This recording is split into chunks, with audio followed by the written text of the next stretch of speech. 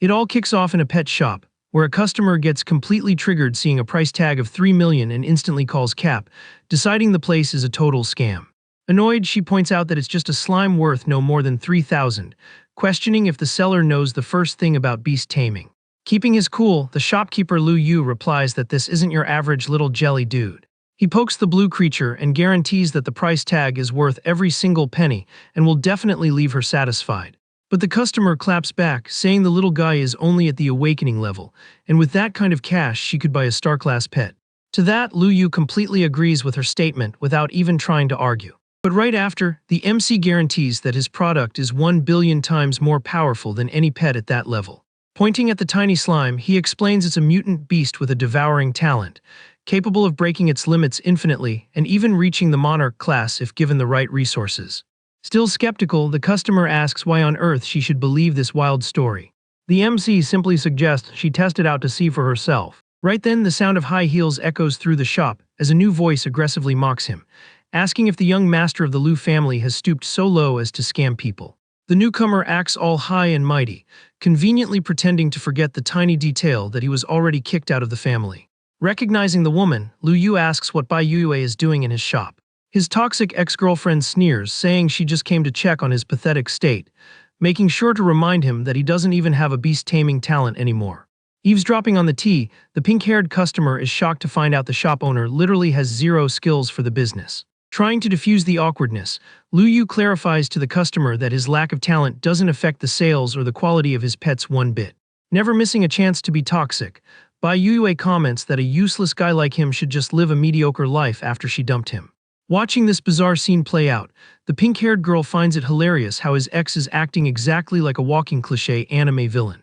Ignoring the mean girl, the MC advises his customer not to stoop to the level of people who are just naturally bitter. Feeling attacked, Bai Yue tries to snap back and calls him a scammer, but the customer completely cuts her off, having zero patience and deciding to test the little monster once and for all. With that, she offers a portion of silver-grade pet food to the creature on the table. In a flash, the tiny animal completely inhales and absorbs the food. The creature's power starts leveling up crazy fast right in front of them, glowing with a bright blue aura.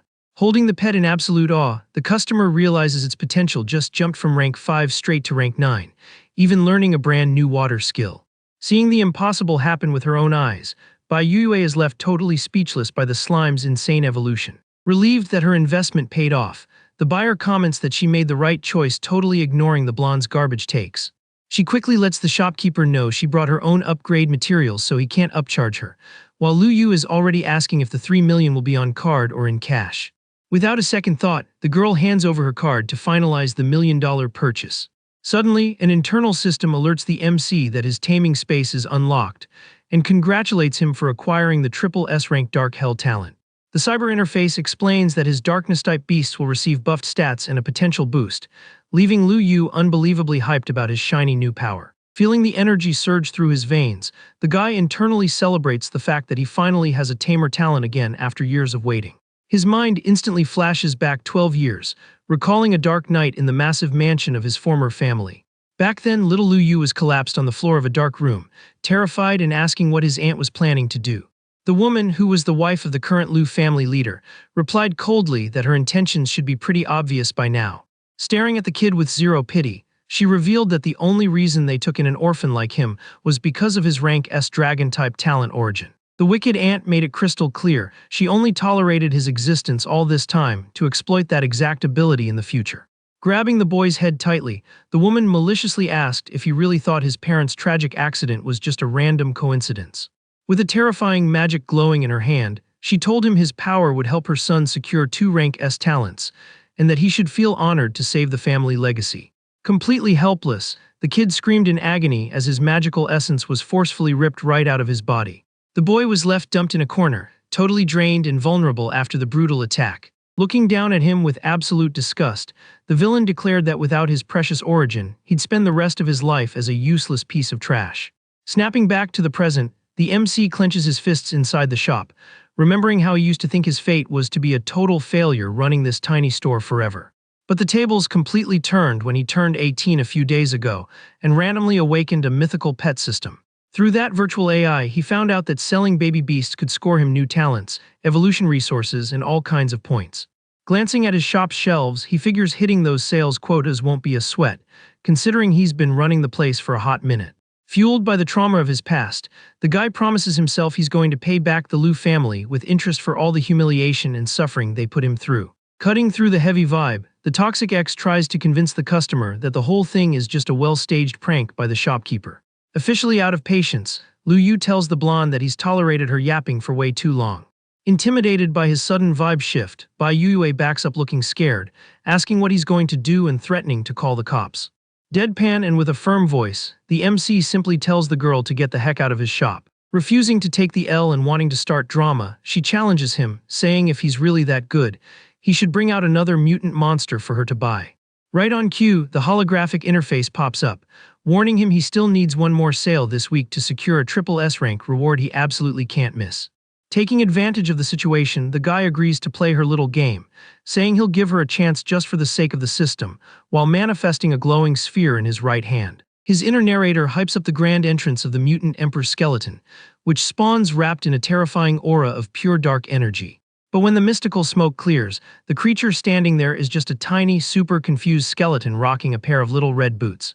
Seeing that harmless little thing, Bai Yue bursts into a mocking laugh, flexing that she has a rank of talent and asking if he seriously thought he could fool her with that literal garbage. Holding the tiny skull by the head effortlessly, Liu Yu keeps a straight face and guarantees that it really is a mutant emperor.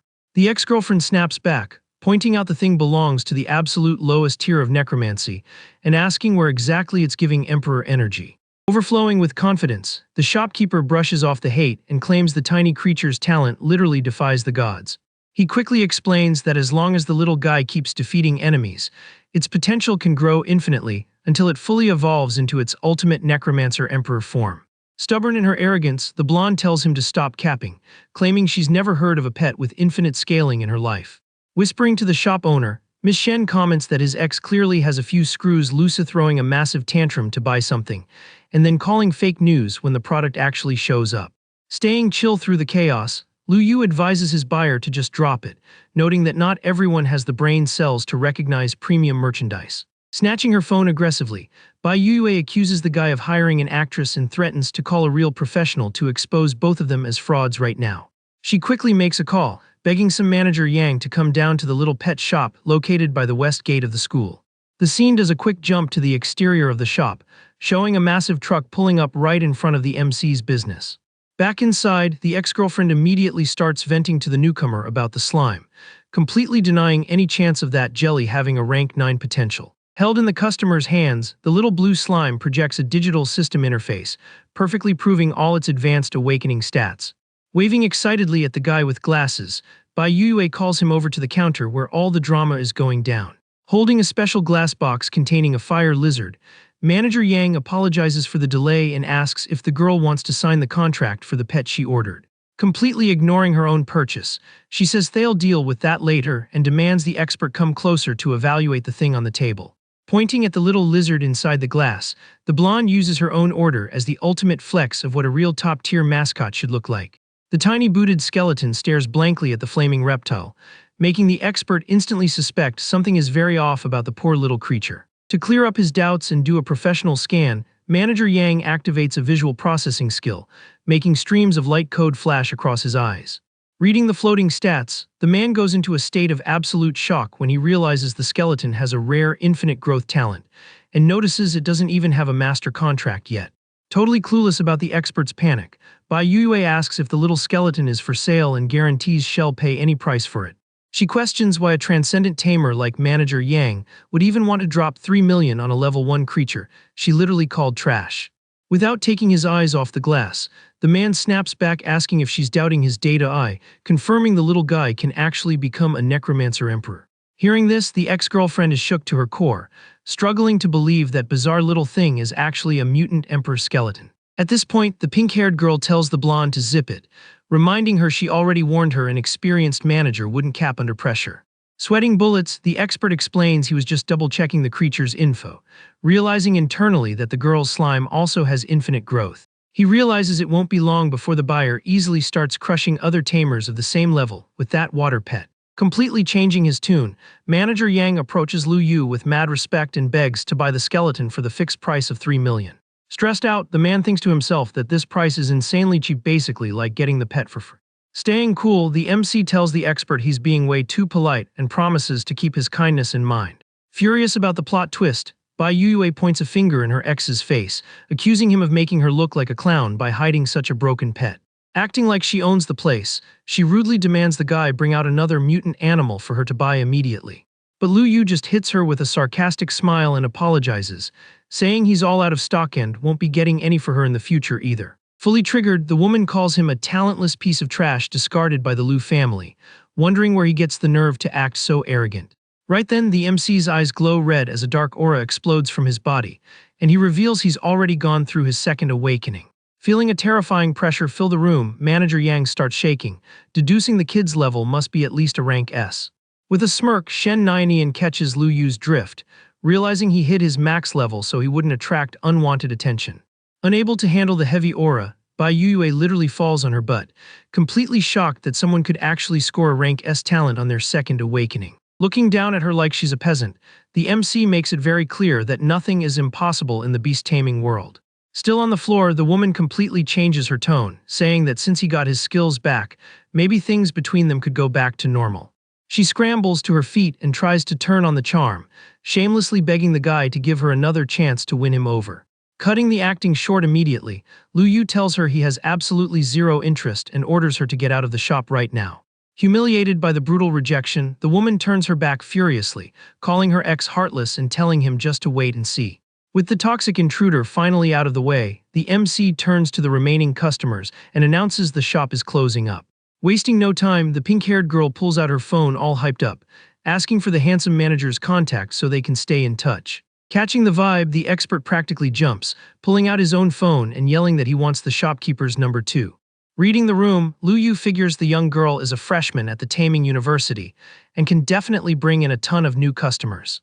He also realizes that even though Manager Yang is in the same industry, a partnership between them could seriously pay off. Imagining a flood of guaranteed sales, the guy mentally celebrates that he'll never have to stress about the system's missions ever again. With that, he holds up his phone screen with a friendly smile, telling them both to scan his code as much as they want. Outside, the metal shutter of the shop rolls all the way down, officially ending a very chaotic shift. Inside the empty shop, the system's virtual assistant pops up to congratulate Lu Yu on clearing the mission, while he breathes a sigh of relief for finally getting rid of everyone. Hyped about his new possibilities, the MC clenches his fists and tells the system to just open the rewards already. The AI projects a digital panel right in front of him, and the guy finds it super weird how few free options are actually available. Frustrated with the choices, he concludes that free stuff is usually garbage anyway and demands the girl switch the screen to the premium item shop. Scrolling through the holographic menus, the assistant shows off the premium pets, but Lu Yu keeps skipping them for either being too ugly or just totally incompatible with his vibe. Looking closely at the new list, the shopkeeper locks his eyes on a specific row of mysterious monsters. The system girl suggests a hellhound for its crazy high attack power, but the guy immediately rejects the idea, admitting he has major childhood trauma involving dogs. Trying to find the best fit, the assistant pulls up the darkness-type options, highlighting 3 different beasts with those exact traits. Lu Yu's eyes light up with pure hype the second he spots a dragon-type creature sitting in the catalog. Without a second thought, he drops 600 points to redeem the world-destroying demon dragon, and a massive claw instantly shatters the digital screen. An absolute unit of a dragon spawns in the middle of the room, leaving the guy staring in disbelief, wondering how on earth that thing is considered a baby. The intimidating creature stretches out, giving off a monstrous energy that perfectly matches the tamer's dark affinity. Grinning from ear to ear, the MC is mind-blown to realize his new partner's starting potential is already at level 10 of the Overlord class. A data pyramid pops up, clearly showing this tier is sitting right at the second highest power level of all existing beasts. Deep in thought, Lu Yu remembers that the most cracked tamers in the country have sovereign rank beasts, but his very first pet is already knocking on the door of that insane level. Noticing her master totally mesmerized, the virtual AI sweetly asks if the host is happy with his pick. Overflowing with determination, the guy guarantees he's beyond thrilled and decides to forge the contract with the creature right then and there. Wrapped in magical energy, the tamer and the dragon are linked by a glowing mystic circle in the air, sealing the absolute bond between them. The holographic assistant announces the connection was a success and tells the MC to use his talent to feed power to the beast. Without missing a beat, Lu Yu triggers the dark power infusion, blasting a massive wave of energy straight into the beast's body. Bathed in his master's overwhelming aura, the dragon lets out an epic roar, aggressively absorbing the magic power. The system quickly drops a congrats to the shopkeeper for boosting the beast to level 10 of the awakening rank. But the guy gets confused by the sudden cap, asking the assistant why the animal can't break through to the next phase. The AI explains that his spiritual space just can't handle anything past that rank yet, making Lu Yu realize he needs to grind his own stats ASAP. Staring at his partner's gigantic size, the tamer asks if there's any way to shrink it, and the girl confirms it just takes a simple mental command. In the blink of an eye, the terrifying beast turns into a harmless mini-dragon, leaving the MC super satisfied with the compact and travel-friendly size. Shifting the scene to the university dorms, Shen Nyanyan runs and completely hyped to show off her new slime to her friend. Her dark blue-haired friend panics and tells her to hide it quick, trying to make sure Chu Ying doesn't spot the weak little creature. But the warning comes way too late, and a girl with short blonde hair walks in with company, sneering that she already saw the useless pet. Strutting into the room, the newcomer Chu Ying reminds the girl they had an agreement about not bringing useless decorative animals into the dorm. Sitting on the bed holding the slime, Shen Nyanyan listens to her friend try to defend her, explaining it was an accident. But she stands up annoyed, ready to defend herself, loudly declaring that her new partner isn't some aesthetic decoration. Flexing her own level 10 skills, Chu Ying sarcastically asks if the girl was seriously planning to form a contract with that literal trash. Trying to embarrass her even more in front of the others, she claims someone with a rank of talent would never do something so brain-dead. Hugging her tiny pet, the girl stands her ground, guaranteeing the slime is a mutant beast with a crazy ability to devour and evolve. The blonde just rolls her eyes and calls cap on the whole story, pointing out that slimes peak at level 3 and have 0 scaling potential. Completely unfazed, the tamer proudly announces she already formed the contract, and the pet is already sitting at awakening rank 5. Faking concern, Chu Ying says her roommate probably got scammed, because dumping resources into a weak monster is a total waste. Losing her last shred of patience, the girl slams the pet on the desk and declares she's going to prove them all wrong right now. Glaring at her, she points out that the materials the blonde wasted trying to buff her giant steel wolf already crossed the 2 million mark. Summoning her fiery beast right next to her, Chu Ying shamelessly admits to the price tag, flexing that her animal is already level 9. Ignoring the flex, the rookie tamer pulls several glowing crystals out of her pocket and tells everyone to pay close attention to the valuable loot. The little blue jelly wastes 0 time and starts devouring all the energy from the stones, absorbing the magic right in front of them. While Chu Ying is busy laughing and mocking the wasted resources, the roommate points in pure disbelief, totally shook that it all got inhaled in a second. Right after downing the expensive crystals, the little slime whips up a strong whirlpool of magic water around itself. In a matter of seconds, the system announces the creature broke its limits, jumping straight from rank 5 to rank 10 in the awakening level. Watching this unreal scene, the blue-haired girl is absolutely floored by the little monster's broken strength. Even Chu Ying can't hide her panic after watching the sudden evolution go down. Keeping her confidence at an all-time high, Shen Nyanyan tells her friends the show isn't over and tells them to keep watching. Right then, the water pet gives off an even brighter aura, proving its potential just skyrocketed straight to the Starry Sky class. Clenching her fists in pure rage, the blonde refuses to accept that a basic slime could hit such an insane potential ceiling.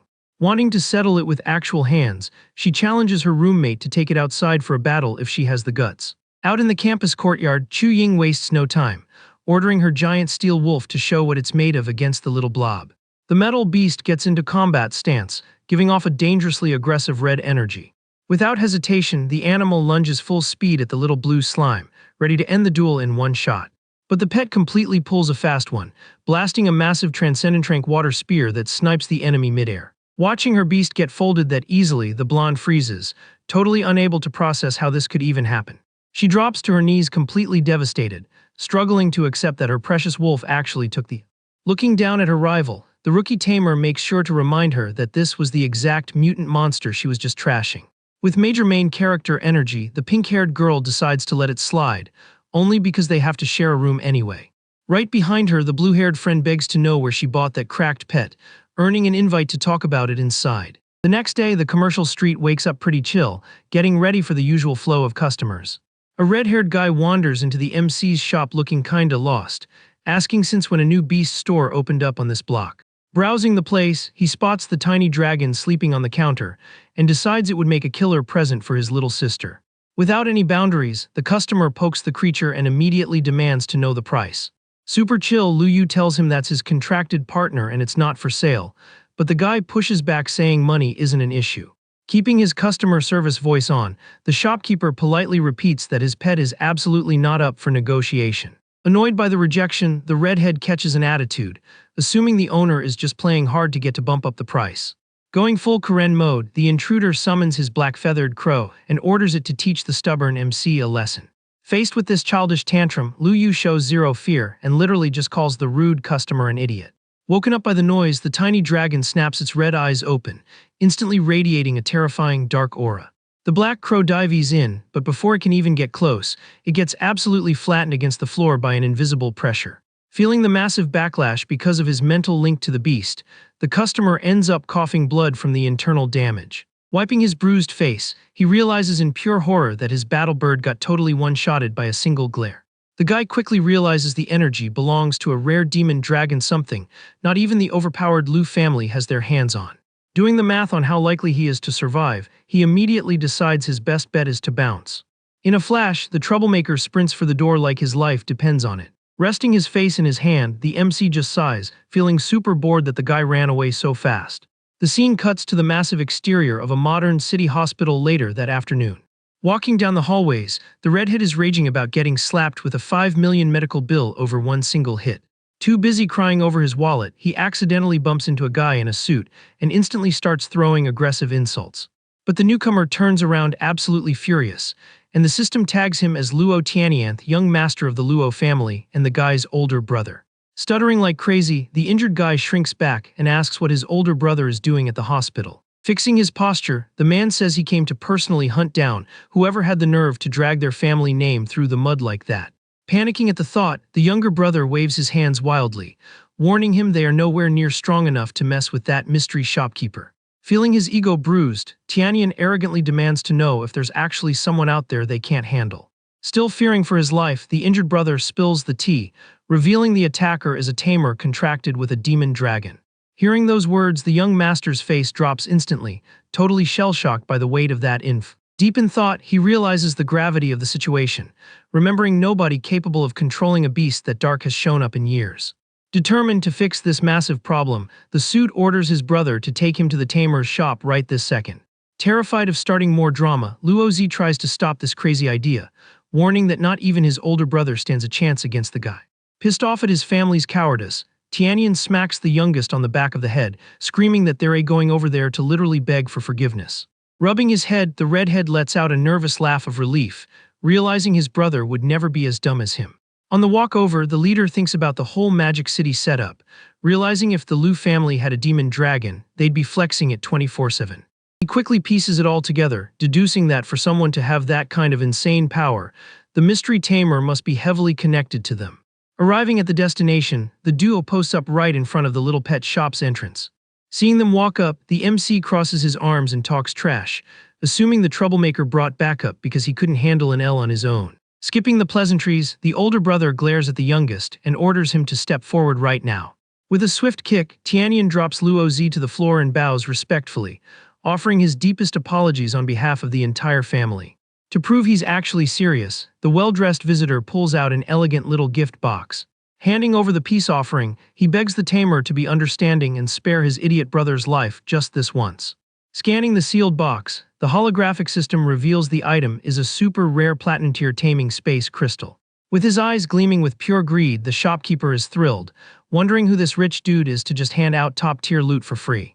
Mentally celebrating his massive W, the guy realizes this gift couldn't have better timing since he desperately needed to expand his pet limit. Pocketing the fat loot, the MC plays it cool and says he won't hold a grudge over a kid acting stupid. Throwing an arm around the visitor like they're best bros, Lu Yu mentions his aura and correctly guesses he just awakened a new spiritual space. Totally spooked by the guy's insane observation skills, the young master confirms he just hit the starry sky rank for fire types. Using the perfect setup to make a sale, the shopkeeper points inside and says by total coincidence, he has the ultimate beast for that exact talent. Pointing at a nearby birdcage, the kid offers a supposed scarlet flame chicken for the absolute steal of 3 million. Inside the metal cage, the thing just looks like a harmless little yellow chick, totally not matching the crazy price tag. Without even questioning the pet's pathetic look, Tianyan instantly agrees to drop the millions just out of pure respect for the tamer. Leaning in to whisper, the younger brother tries to warn him that they really shouldn't be burning cash like that. Catching their suspicious hesitation, Lu Yu fakes looking offended and asks if they actually think he's trying to scam them. Staying strictly on defense, the suit quickly denies it, explaining he just can't comprehend the true value of the bird. Flipping back to a hype expression, the MC guarantees he only decided to sell this premium pet because the man showed such genuine sincerity. Striking an excited pose next to the little mascot, he explains the animal has the unique broken ability to refine all types of fire to grow infinitely. Hearing about this absurd infinite scaling leaves the rich buyer completely speechless, staring at the display. Wanting to back up his claims about the chicken, the owner asks if the young master will let him do a quick live dem. With that, the kid snaps his fingers with crazy style, summoning a dangerous blue magic flame right into his left palm. Surprised by the flex, Tianyan notices the little bird actually has zero fear of the cold fire. The yellow chick just opens its beak and starts inhaling the magic energy like it's nothing. Suddenly, an epic aura bursts from the cage, projecting the massive hologram of a majestic blue phoenix. Mind blown by the hidden potential, the young master realizes this harmless pet is 100% a future flame emperor. Without a second thought, he bows in deep respect and thanks him for the blessing, promising the Luo family will never forget this favor. Staying humble, Lu Yu just brushes it off, saying it's just a pet and there's no need to be that dramatic. Taking a chance, Tianyan gathers his courage and asks if the shopkeeper has any ties to the Lu family, the absolute strongest tamers around. The second he hears that name, the MC's face drops and the vibe in the room instantly goes ice cold. With a deadpan voice, he makes it explicitly clear that he cut all ties with that family a very long time ago. Watching the guy's dark reaction, the young master instantly deduces there's some serious bad blood between the senior and the powerhouse family. Realizing he stepped on a massive landmine, Tianyan quickly wraps things up and announces they're heading out. As soon as he's alone, the MC grabs his gifted crystal and decides it's the perfect time to test the loot. In the blink of an eye, he gets teleported inside his own taming space, a whole vibe full of digital lights and projections. The crystal's energy surges through the area, massively expanding the space and breaking the limit straight into the first level of the transcendent class. Blown away by the results, the guy realizes that relying on pure resources like this to level up is completely broken. Turning his attention back to his partner, the tamer tells the little dragon that it's finally his turn to evolve. The creature lets out a savage roar as intense energy blasts from its body, shattering its own limits. Right then, the virtual assistant pops up on screen, confirming the demon pet also hit the transcendent level and unlocked brand new skills. Bathed in this new power, the dragon flexes an even more intimidating and menacing stance inside the spiritual space. Bursting with confidence, the MC promises his buddy that very soon he'll get to taste the meat of actual real dragons. The scene cuts to sunrise in the Magic City, showing the quiet streets around the local shops. The day starts off super chill outside the MC's little mythical beast store. Chilling in his chair, Lu Yu answers a call from Shen Nianian while petting his tiny dark partner. Totally hyped on the other end, the pink-haired girl brags that her slime leveled up like crazy last night, hitting level 9 of the Starry Sky class. She also laughs, mentioning that manager Yang literally shut down his own store just to hard focus on grinding levels for that booted skeleton. Somewhere else, a regular chicken runs for its life, flapping its wings across the scenery. After 10 straight days of farming normal birds, the little necromancer finally hits transcendent level 3, while Yang watches looking completely dead inside. The slaughterhouse workers are whispering, mind blown that the manager managed to wipe out 100,000 chickens in just 2 days. Adjusting his glasses, the expert tells the crew this is his last day on the job. One of the guys walks up and asks if he finally realized that wasting his insane talent at a slaughterhouse was totally unhinged. Keeping a dead serious face while holding a meat cleaver, Yang gives the craziest response, saying he's actually just warming up to start farming pigs next. He flashes a gold card explaining that with enough kill count, he'll unlock access to a high-tier monster slaughterhouse. The manager's master plan is to bring the skeleton in to devour the essence of way more dangerous beasts locked up in those VIP zones. Consumed by ambition, the suit lets out a villain laugh, picturing his pet effortlessly speedrunning the highest levels with this broken strat. Far away, Lu Yu gets a text with a bizarre pic of his business partner and thinks the guy's grinding method is way too overpowered. Thinking it over, the MC realizes that spamming an insane amount of kills is actually the perfect way to squeeze out the necromancer's true potential. Sipping his drink, he figures if things keep going at this sweaty pace, Yang will hit the Radiant Sun class in no time. His phone screen lights up with new text from the pink-haired girl, saying she actually found a customer who wants to swing by the shop. Super hyped about the lead, the shopkeeper celebrates, since he was desperately needing some foot traffic for the business. Right after, another notification pops up this time from the Luo family's young master asking if it's cool to bring his little sister over. Kicking back in his chair with the mini dragon on his lap, Lu Yu relaxes knowing he'll soon have enough points to upgrade his spiritual limit again. Noticing his little dark partner getting restless, the guy tells him to hold his horses and be patient. The door chimes, and a dude rocking a ponytail walks in looking like he owns the place. Jumping up, the MC welcomes the visitor, mentally hyping up what a productive day this is turning out to be. But the customer arrogantly introduces himself as the manager for the prestigious Jiang family, questioning if a rundown shack like this actually has any decent loot. Ignoring the uncalled-for disrespect, Lu Yu keeps his retail smile and guarantees his shop deals exclusively in top-tier beasts. The brunette in the suit lets out a mocking sigh, acting like it's a total joke for a place the size of a shoebox to have such an ego. With zero patience, the customer tells the shopkeeper to stop yapping and just bring out the creature so he can take a look. Talking down to him, he challenges the MC to put his money where his mouth is and show something that can actually impress him. Faced with the cheap bait, the guy just raises his hand and channels his magic, looking completely unbothered. A glowing cage materializes on the counter, revealing a tiny green goblin, and the owner asks if this option fits the vibe. Holding eye contact, the MC waits to see how the snobby guy reacts to the weird merchandise. Feeling like he's being trolled, the Jiang family manager slams the desk, furious that he's being offered literal bottom-tier trash. He admits he only came because Yang recommended the place, but yells that the shopkeeper is a total fraud and a waste of time. Turning to leave, the guy starts cursing, absolutely guaranteeing the shop will go bankrupt in less than 3 days. Not understanding the dramatic exit, Lu Yu just watches the guy throwing a tantrum at the door.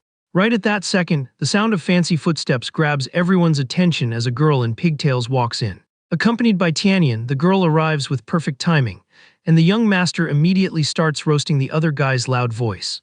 Instantly recognizing the VIP duo, the Jiang family manager goes into full panic mode, stuttering and forgetting how to act. Sweating bullets, the arrogant dude starts spiraling, coming up with a conspiracy theory that this little shop is secretly bankrolled by the Luo family.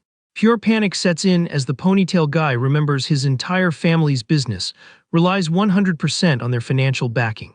Literally acting like the manager doesn't exist, the duo walks right past him straight to the counter. Showing massive respect, the young master gives a slight bow and greets the MC super politely. Getting a close look at the shopkeeper, the pigtail girl blushes a little, completely caught off guard by how young and attractive he is.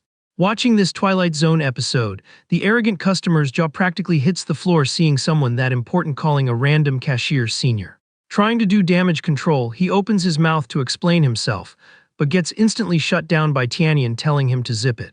Terrified of the rejection, the suit drops to his knees, knowing that pissing off this family equals a literal game over for him. Ignoring the broken man on the floor, Tianyan switches back to a friendly vibe and introduces his adorable little sister to the tamer. Being a good host, the MC nods welcomingly to his newest young customer. In his head, the guy is purely focused on the grind, knowing he desperately needs the cash from these sales to fund his dragon's evolution.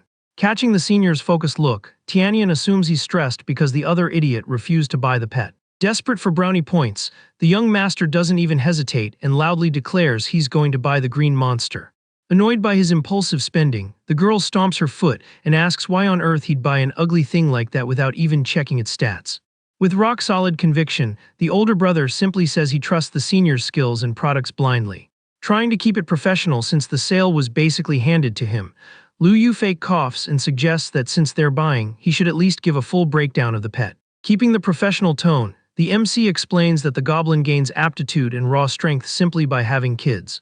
Right after, he guarantees that the stronger the creature gets, the higher the chances of it popping out high-tier offspring. With this infinite breeding loop, the buyer will basically have an insanely overpowered army on their hands in no time. Hearing the breakdown, Luo Tianyan goes into shock, realizing the magnitude of the celestial beast he almost fumbled. Grabbing the Jiang manager by the collar on the floor, the young master begs the shopkeeper to sell the monster exclusively to his family. He argues that the 3 major taming families only have so much clout because they rely on the giant dragon species. Based on that, the suit excitedly deduces that the green monster's breeding ability is literally on par with those legendary beasts.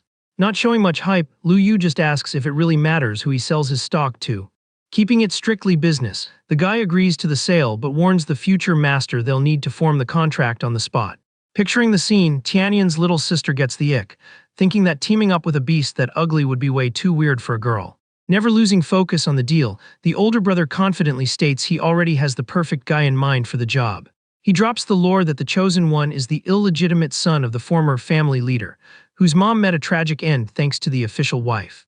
Justifying the pick, the visitor explains he was the one who gave the kid a chance to return home, guaranteeing absolute, unbreakable loyalty. Still on the floor, the arrogant Jiang manager goes into a full panic attack, realizing he just eavesdropped on highly classified family tea. Noticing the unwanted guest down there, the Luo leader realizes he totally slipped up talking about family secrets out loud. Glaring at the intruder with literal murder in his eyes, the suit makes the vibe in the shop drop to absolute zero. Trying to save his own skin, the manager waves his hands around acting like he suddenly went completely blind. He quickly covers his ears and starts screaming that he just went totally deaf and useless.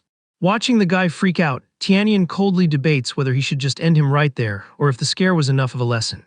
Deciding to spare the guy, the young master tells him to get lost and warns him to watch his mouth if he doesn't want to face the consequences. Shaking like a leaf, the terrified customer swears up and down that he got the message and will be completely mute from this day on. Watching the pathetic display, Lu Yu finds it hilarious and notes the coward was pretty quick on his feet to save his own life. With the drama over, the little girl yanks her brother's sleeve, super annoyed that he handed the green monster over to the illegitimate relative. Pouting, she demands to get a crazy overpowered magic pet too, so she doesn't take an L on this trip. Trying to chill his sister out, Tianyan promises the senior will definitely find a beast that actually suits her vibe. Eyes shining with hype, the girl asks excitedly if there are actually even stronger creatures hiding in the catalog. She leans over the counter turning on the charm, calling the MC manager bro to try and soften him up. Leaning in, the spoiled customer asks if there's any little monster that perfectly matches her aesthetic. Flexing her magic aura, the girl reveals she has a rank ice talent and demands a pet just as broken as the fire chicken. Keeping his cool retail energy, the guy just nods and agrees to the request with total confidence. Snapping his fingers with a blue flash, the shopkeeper announces he has the exact merchandise for her build. A golden cage spawns on the table revealing a gorgeous ice fox, making the girl totally swoon over how cute it is. Holding the little metal prison, she asks hopefully if this monster can also refine rare elements.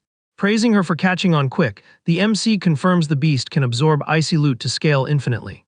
To prove it's not cap, he suggests the tamer use her own magic to test the little animal's skills. Instantly, the little fox starts inhaling all the ice essence the customer channels near the bars. A majestic, massive hologram of a mystic beast flashes in the air, showing off the insane sleeper potential of the cute little thing. Absolutely mind-blown by the broken results, the girl swears she'd drop up to 100 million for a combat partner this perfect. Thrilled about locking in the sale, Lu Yu says he'll keep the homie discount at 3 million for each of the pets sold today. Bowing respectfully, the young master says the millions have already been transferred and thanks him heavily for the massive hookup. Happy with the quick bag, the shopkeeper says goodbye to the siblings with a super friendly vibe. Suddenly, the tiny dark dragon on the table lets out a warning growl, sensing something sketchy pulling up. Noticing the pet acting up, Tianyan looks toward the exit and realizes something heavy is going down outside. A brutal, dark wind starts tearing up the empty street right in front of the little shop's entrance. With a dead serious face, Lu Yu recognizes the crushing aura of a giant dragon, realizing someone was doing a great job hiding that kind of power. With a sarcastic smirk, the guy figures his old family finally got tired of just sitting on the sidelines watching. The narrative cuts to the massive, ultra-luxurious gardens of the powerful Lu family's main estate. An absolute unit of a red dragon is chilling on the green lawn. On the mansion's balcony, a lackey in glasses walks up to his boss and asks why he got summoned.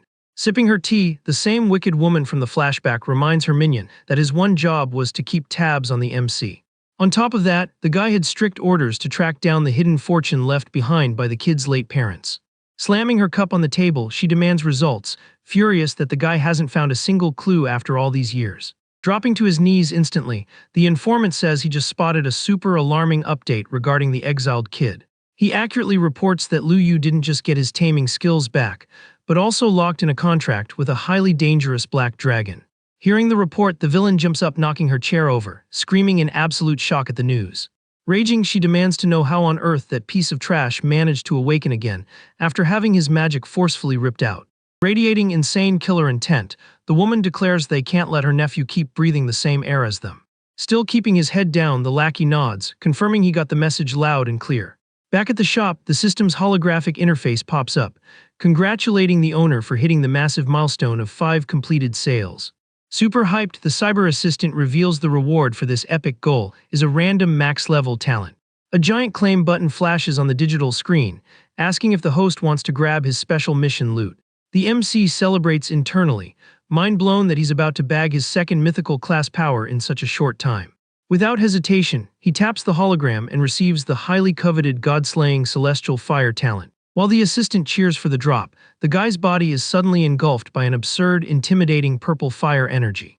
The crushing pressure in the room makes the 2 customers literally drop to their knees on the shop floor, totally drained of strength.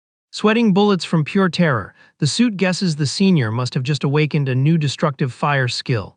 Shaking uncontrollably, he is 100% sure a basic rank S talent could never give off a vibe that oppressive. Staring at the terrifying, godlike figure of the shopkeeper covered in rare flames, the visitor panics, wondering if this is what the legendary max level looks like.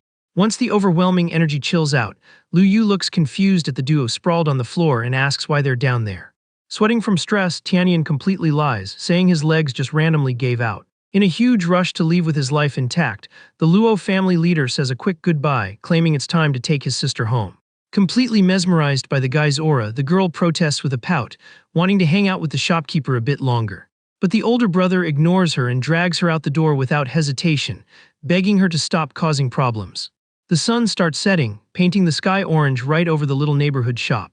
Just then, a massive green dragon crash lands violently on the sidewalk, while its rider orders the MC to step outside and accept his tragic fate. Without backing up a single inch, Lu Yu tells the invader there was an easy road to heaven, but he chose to kick the door down straight to hell. Mounted on his giant flying beast, the rider thinks the kid's tone is way too cocky, deciding that letting him live back then was a massive mistake. Flashing back to all his trauma, the MC fires back, saying the only reason he survived this long was to finally get his revenge on all of them. His mind instantly drifts to the night of his absolute worst night. Back then, little Lu Yu was on the floor desperately begging the family leader to save him from getting his talent stolen. But a guy in a suit and glasses answered his cries by kicking the kid across the room without an ounce of mercy. Looking down at the injured boy, the lackey claimed that sacrificing everything for the young master should be considered a massive honor. Terrified of what was coming, the kid cried and screamed that he didn't want to go through with it. Annoyed by the noise, the man aggressively threw him right back to the floor.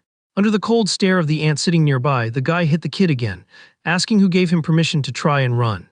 Dragging himself on the hard floor, the boy kept insisting the power belonged to him and nobody had the right to take it. Stopping right in front of the kid, the attacker made it perfectly clear it wasn't his call to make. Calmly sipping her tea, the cruel woman just ordered them to start the procedure and make it quick and clean. With a sick smile, the minion instantly followed his boss's orders. He then stomped down with crushing force right on the kid, pulling a horrifying scream of pain from him. Completely helpless, the child cried his eyes out, begging them to stop hurting him. Pressing his heavy boot down even harder, the man complained that all the crying was getting super annoying. The agonizing sound of the boy losing his magic origin echoed through the entire dark estate.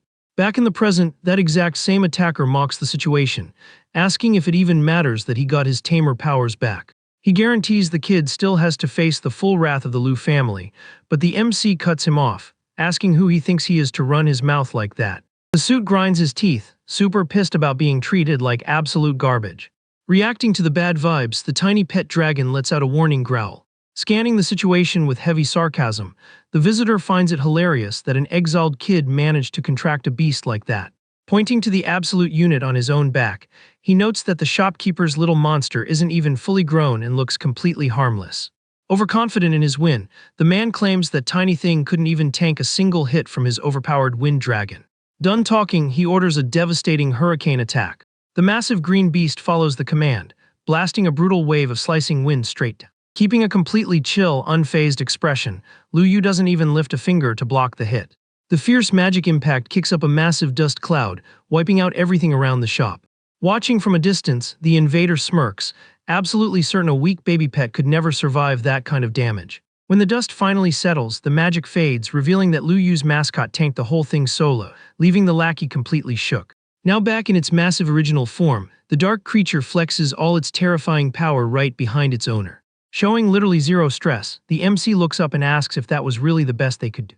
Ice cold, the guy states that the enemy clearly wants to throw his own life away. Backing up his master's rage, the giant beast lets out a deafening roar. Sweating bullets and shaking like a leaf, the invader tries to process what kind of broken monster he's looking at.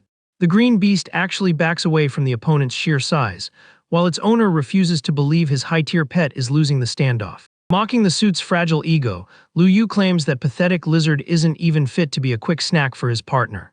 With that, the tamer raises his hand and unleashes his own unforgiving magic domain. Instantly, the battlefield is swallowed by massive pillars of red energy that completely trap the enemy duo.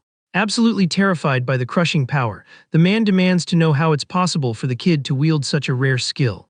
In his head, he knows this broken technique belongs exclusively to the pure bloodline of true demonic dragons. Flashing a menacing smile, the MC confirms the guy's worst fear-high's pet belongs to that exact supreme species. To make the attacker panic even harder, he reveals his partner is a world-destroying beast that specializes in devouring things exactly like him. Giving them zero chance to run, the massive dark creature blasts a devastating beam straight at the flying enemy. The one-shot attack snipes the target clean out of the air. Caught in the destructive magic current, the Lu family lackey feels the insane gap in their power levels. Unable to tank the extreme damage, the animal loses control and falls out of the sky while its master screams in pure terror. With a brutal impact, the enemy duo craters the street, sending debris flying everywhere. Bruised and battered, the guy can't comprehend how he got folded so fast, while the MC casually strolls over to him. Trying to cling to whatever life he has left, the man drags himself pathetically across the broken asphalt. Cutting off the useless escape, Lu Yu steps right on the invader's hand with zero mercy, pulling out a painful scream. Laughing at the irony, the shopkeeper asks how it feels to get crushed under the shoe of a useless kid. Pressing down even harder with his foot, he admits he's been waiting a long time to return the favor for that night. Sobbing and bleeding, the coward begs for his life, trying to guilt-trip him by mentioning the fake care he gave him back when he was a kid. Hearing that blatant cap makes the guy smile like a menace, finding the whole argument an absolute joke. Yanking the loser up by his collar, the tamer forces him to turn his head and look closely. Right behind them, the dark beast lunges forward with its jaws wide open, aiming straight for the downed enemy pet. With one clean, ruthless bite, the shopkeeper's partner sinks its teeth in, totally deleting any chance the target had of recovering. Securing the flawless victory, the imposing dragon raises its head to the sky and roars in triumph. Watching his own pet take the ultimate L, the lackey goes into shock, deeply mourning the loss of his beast. Dumped on the ground, he cries, admitting he messed up bad in the past and begs for his life one last time, swearing to do anything. Standing there looking majestic, the MC glares at the loser with an ice-cold stare, judging the fake apology. Rejecting the coward's plea, the shopkeeper simply turns his back and tells the man to apologize when he gets to hell. The second the master steps away, the giant dark beast gets ready to finish the job. Effortlessly, the monster delivers the final blow, officially making the attacker pay the ultimate price for his cruel past. Back at the shop door, Lu Yu proudly pets his partner, hyping up the animal for totally carrying the fight. Celebrating the massive W, the holographic virtual assistant pops up smiling, congratulating the host for clapping a high-level boss. She spawns an energy sphere right in front of him, letting him know he just scored an ultra-rare red star rank resource. The tamer carefully grabs the glowing loot, realizing it's a super valuable mystic demon lord heart. Reading the stats on screen, he figures the material is absolutely perfect to heavily buff one of his current pet's skills. Spinning in the air all hyped, the AI warns him that the good news doesn't stop there. Super cheerfully, she announces his account just hit 900 points, unlocking the space he needs to sign a contract with a brand new creature. This surprise drop gets the kid super invested in picking his newest travel buddy right away. Summoning a ruthless purple flame in his hand, the shopkeeper focuses on his newly acquired god-tier talent, knowing exactly what his next pet's core build will be. Hyped up after the recent win, the shopkeeper quickly decides to pick his next beast based on this new destructive magic skill. He confidently taps the floating hologram to pull his shiny new purchase straight from the system's inventory. Instantly, a purple energy portal starts spinning in the middle of the empty street, announcing the arrival of his newly bought magic creature. Out of the dimensional rift flies a majestic celestial bird, spreading its glowing wings and flexing a massive presence all over the block. Checking the animal out up close, the guy scans the virtual stats and realizes this loot has the insane divine bloodline of the sacred Flame Emperor. Blown away by the crushing energy, the tamer figures that kind of oppressive aura is just way too broken for a beast still in the starting awakening phase. He's totally mesmerized by how the creature carries itself, knowing this is exactly the kind of op strength you'd expect from a sacred spirit class pet. The shopkeeper's mind instantly goes to the major lore, remembering that even the massive divine guardian dragon of his nation belongs to this exact same power tier. Deep in thought, the MC realizes there are only 6 of these legendary beasts on the whole planet, acting as humanity's ultimate protectors. Totally confident in his new partner's broken scaling, he promises the little bird that once it fully evolves, it's guaranteed to outscale even the country's supreme guardian. Not wanting to waste another second, the guy triggers his magic and summons the giant glowing circle to lock in the contract with the fire creature on the spot. The bird accepts the link with zero pushback, glowing bright and letting out a vibrant chirp, fully approving the new duo. Happy the process was a W, the tamer remembers a super important detail and mentally commands the animal to shrink down right there.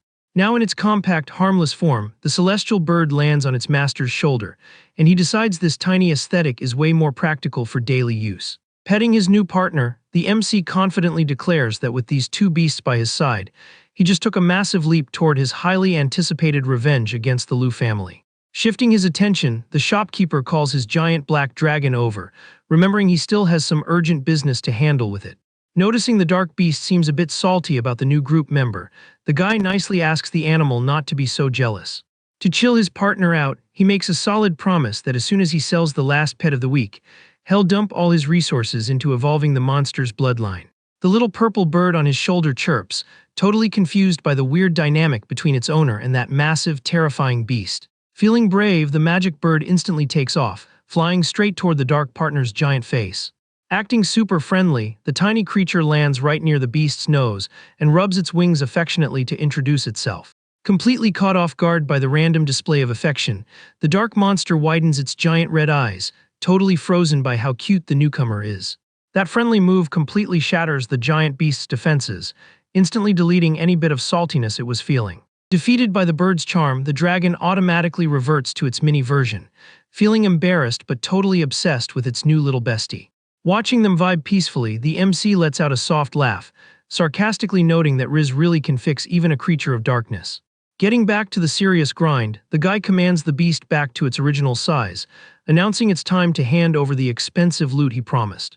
With the mystic core pulsing bright in his hand, he explains that absorbing this item will massively buff the partner's level and put it one step away from the sacred rank. Without thinking twice, the dark partner opens its massive jaws and snatches the valuable magic crystal right out of its master's hand. In one quick motion, the creature swallows the item whole, instantly feeling the absurd energy start surging through its entire body. Right after downing the loot, the monster squeezes its eyes shut, feeling the internal backlash from the sudden overdose of demonic power. Worried about the extreme reaction, the tamer warns that the core is packed with a dangerous amount of chaotic, dark emotions. While his partner grunts in discomfort, the guy adds to the lecture, saying that speedrunning a treasure like that was obviously going to cause some serious indigestion. Deciding to fix the glitch before it crashes completely, the shopkeeper focuses and promises to help the beast stabilize all that messy energy. With his eyes glowing a fierce red, the MC activates his spiritual refinement skill, channeling his own power to bail his pet out. Bathed in his master's purifying spell, the giant dragon roars in relief as intense blue flames start balancing the mystic power inside it. After putting in the work, the tamer drops the spell with a long sigh, letting the animal know it's finally ready to safely absorb the essence. Following the cue, the dark beast lets out an ear-shattering roar and unleashes a magic storm, showing off its true potential. At that exact moment, the system's virtual assistant spawns floating next to the guy looking super hyped, congratulating the host on the epic W. The cyber girl officially confirms the magic heart was absorbed perfectly, triggering an automatic evolution for the creature's main skill. A massive holographic data screen projects the pet's new stats, showing off insane defense buffs and absolute immunity to enemy mental attacks. Back in its compact form, the little monster flies around full of pride, hilariously demanding the purple bird bow down to its new unbeatable strength. Hyped on the power boost, the tiny dragon clumsily lands on the tamer's shoulder and gives his jacket a little affectionate nibble. Way too excited, the dark partner demands more of those delicious snacks, totally ignoring how sick it felt just a few minutes ago. With a sweat drop on his face, the MC calls out the animal's audacity, reminding it that the item was a priceless treasure, not just some random Scooby snack. Once the funny moment passes, the guy gets his game face back on, knowing the massive fallout from tonight's battle is far from over. Looking at the massive damage and mess left on the street, the shopkeeper clicks his tongue, complaining about the massive headache it'll be to clean all this up. Not wanting to do the heavy lifting solo, he pulls out his phone and calls a business partner to come help sweep the front of the shop. Answering the late-night call immediately, young Master Luo pulls up with his crew and agrees to the cleaning duty with zero questions asked. The street's asphalt is covered in crazy damage marks and dark stains, proving a completely devastating fight just went down right there. Sweating bullets looking at the disaster zone, the Luo family leader mentally asks how the tamer has the nerve to call this literal battlefield a little mess. One of the guys in suits kneels by the wreckage to check the evidence, guessing from the slash marks that the main victim was an overpowered wind wyvern. Processing this heavy info, Tianyan figures that since the Lu family has a total monopoly on those beasts, the shopkeeper's beef with his old relatives must be insane. The suit stares at the shop's door, completely blown away by the guy's ability to absolutely humiliate the most feared family in the region in a totally one-sided fight. Deciding it's best not to stick his nose in the senior's dangerous drama, the young master turns around and passes the cleaning orders to his guys, who agree instantly. The scene fast-forwards to the next morning, showing the flawless results of the cleanup, with the street looking absolutely pristine and ready for customers again. Far from the commercial district, the narrative shifts to the massive, ultra-luxurious mansion serving as the rich Luo family's HQ. Walking through the estate's massive gardens, Tianyan gets stopped by one of his guards who panics, saying the young boss lady is completely losing it.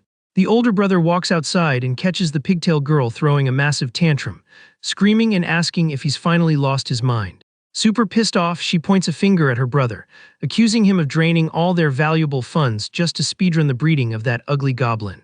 Hands on her hips, the youngest lectures the leader, pointing out that dumping so much into it is super risky since monsters naturally have terrible spawn rates. Keeping a rock-solid poker face despite his sister's meltdown, the suit just clarifies that this specific weird monster has enough potential to single-handedly multiply an entire clan. With the ambitious look of a true leader, the guy promises that the exact day he officially takes over, that army will become the absolute foundation of the Luo bloodline. Even though she gets the big brain strat, the girl pouts and says he has zero right to ignore the ice fox's evolution just for some goblin. Giving his little sister a nice pat on the head, Tianyan comforts her, dropping the reveal that he already sent the staff to fetch elite-tier loot for both of their new pets. Right after, one of the mansion's maids walks up carrying a super fancy box to hand over to the young master. Flipping her mood in a millisecond, the young tamer does a happy little jump, dying to get a close look at the premium items that just dropped. The second the lid pops off to reveal a bunch of glowing treasures, the girl is absolutely mesmerized, praising her brother's massive generosity for buying so much loot. Holding two rare stones like they're the Holy Grail, the tamer declares that just for the quality of this insane gift, she'd choose him as her brother in her next life too. Brutally cutting her hype short, the leader tells her not to get twisted, because all those expensive items are actually a gift meant for the shop owner. Realizing she got totally baited and isn't keeping anything, the little girl screams that this is completely unfair and threatens to snitch on how cheap he is to Senior Lu. Later, in the city's commercial center, the little mythical beast shop is baking under the bright afternoon sun. Standing on the sidewalk holding the luxury box, the young tamer sighs, admitting her older brother pulled off a massive brain play by setting up this visit. Even though she gets why they're delivering it, she hugs the package tight, super annoyed they have to give away such crazy top-tier loot for free. Walking slowly, the youngest remembers the family leader's firm warning, admitting that without the shopkeeper's clutch help, his magic cap would be hard stuck forever. Closing the memory with a look full of ambition, the girl recalls the moment her brother declared that the little fire chicken was his guaranteed ticket to hitting the max power rank. Holding the treasure box in front of the shop, the pigtail girl realizes that if she builds a good relationship with Senior Lu, maybe she can hit the Overlord class too. So she walks into the place full of energy, letting the shopkeeper know she's arrived. Opening the fancy package, the girl shows off the glowing stones and explains they're a rare fire and ice gifts a little thank you from the Luo family.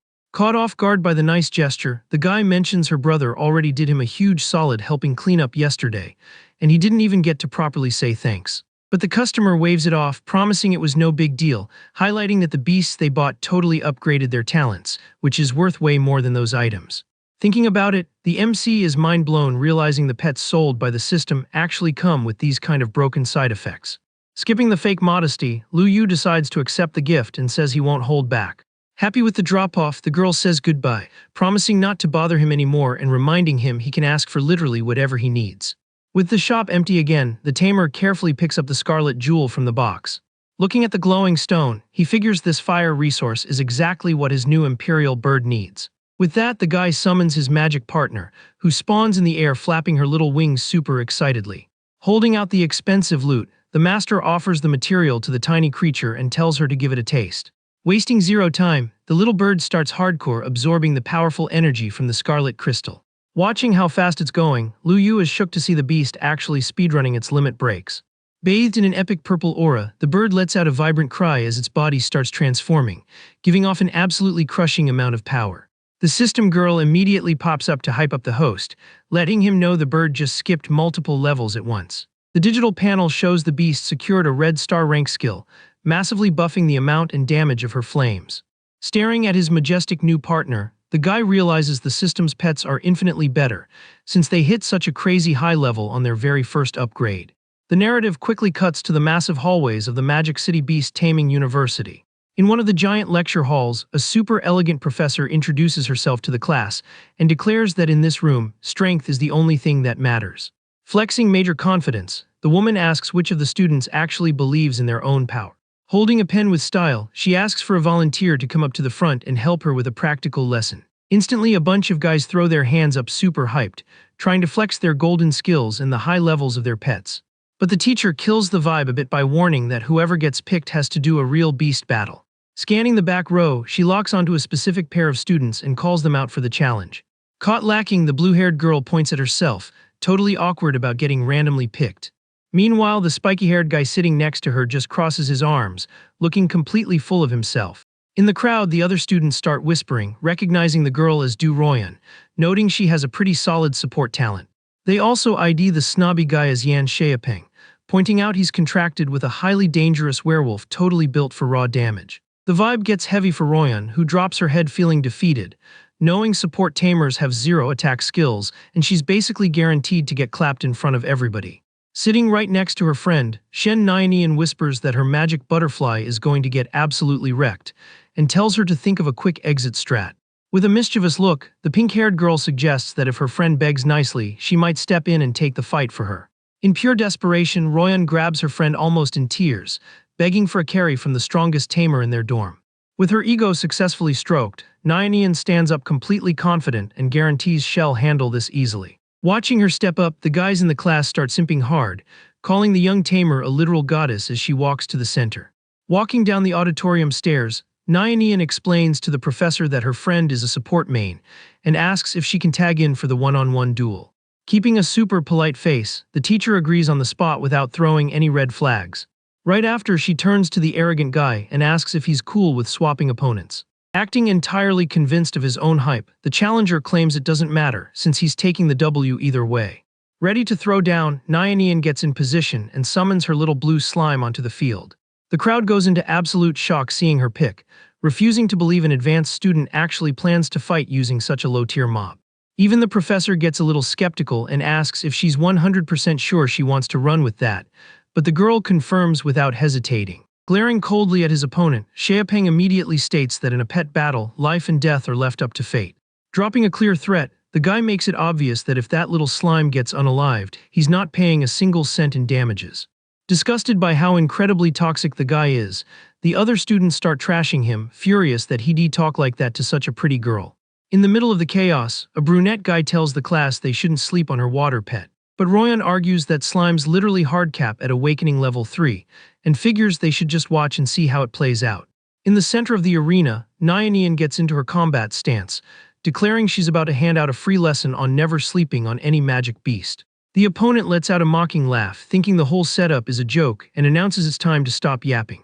Reaching his arm out, the arrogant kid summons his feared Crazy Blades werewolf onto the battlefield. The canine beast spawns, radiating heavy aggro energy while holding a massive weapon covered in jagged teeth. On the other side, the little blue slime just sits there completely frozen, looking like zero threat to the giant monster. Locking eyes, the two tamers show they're ready to kick off this massive clash at any second. The werewolf lets out a deafening howl, unleashing an intimidating red aura all over its body. In a flash, the aggro pet dashes forward at full speed, gripping its blade ready to land the first strike. Dripping with confidence, Nianian just tilts her head up sarcastically, showing absolutely zero panic. Reacting to the rush instantly, she orders her little slime to drop its blue water thread magic tech. The enemy beast ends up crashing headfirst into a massive defensive wave cast by the little monster. But the opponent just laughs off the shield, calling it a cheap golden trick, and orders the wolf to shred it with its special move. Totally blinded by his ego, the guy screams that fighting a transcendent master only leads straight to an L, while his beast fires off a cross-slash attack. Pushing forward ruthlessly, the werewolf jumps through the air, dropping all its weight into a frontal assault against the magic wall. Up in the stands, the students watch the clash, noting that her slime actually has something special and the attack wasn't even all that. Out of nowhere, the canine beast lets out a painful grunt midair as it starts getting swarmed by the enemy's water. Thinking he's still totally in control, Xiaopeng mocks her, saying he knew that magic could never hold his wolf for long. However, the students in the crowd quickly realize something is very wrong with the blade monster and think their eyes are playing tricks on them. Tied up tight by mystic chains made of pure water, the aggressive werewolf gets hit with massive internal crushing damage and ends up coughing blood. Unable to tank the insane pressure of the invisible attack, the giant enemy beast collapses onto the auditorium floor, completely defeated. Watching the humiliating ending, the spiky-haired guy goes into shock, failing to process how this was even possible. Taking the W, Nyan puts her hands on her hips and asks in a super toxic tone if her opponent is finally convinced of her strength. Sweating bullets and with his ego totally shattered, the arrogant guy stutters in disbelief that he just got clapped by such a weak mob. In a complete state of denial, the tamer drops to his knees on the floor, unable to cope with failing this hard in front of the whole class. Holding her beloved pet in her hand, the pink student loudly declares that the beast-taming world has infinite possibilities. Remembering the shop owner who sold her this absolute gem, the girl thinks that in the very near future, this little monster is going to be able to completely wreck even a giant dragon. That epic speech makes the whole crowd jump out of their seats, leaving the guys completely mesmerized by her main character energy. Super hyped, the students start screaming and begging the girl to drop the tutorial on how to perfectly scale a pet like that. Right after the little slime's total sweep in the arena, Royan runs up to her friend practically in tears. Unable to hold back her hype over the crazy upset, the student hugs Nyan tight, swearing she always knew she was cracked at this.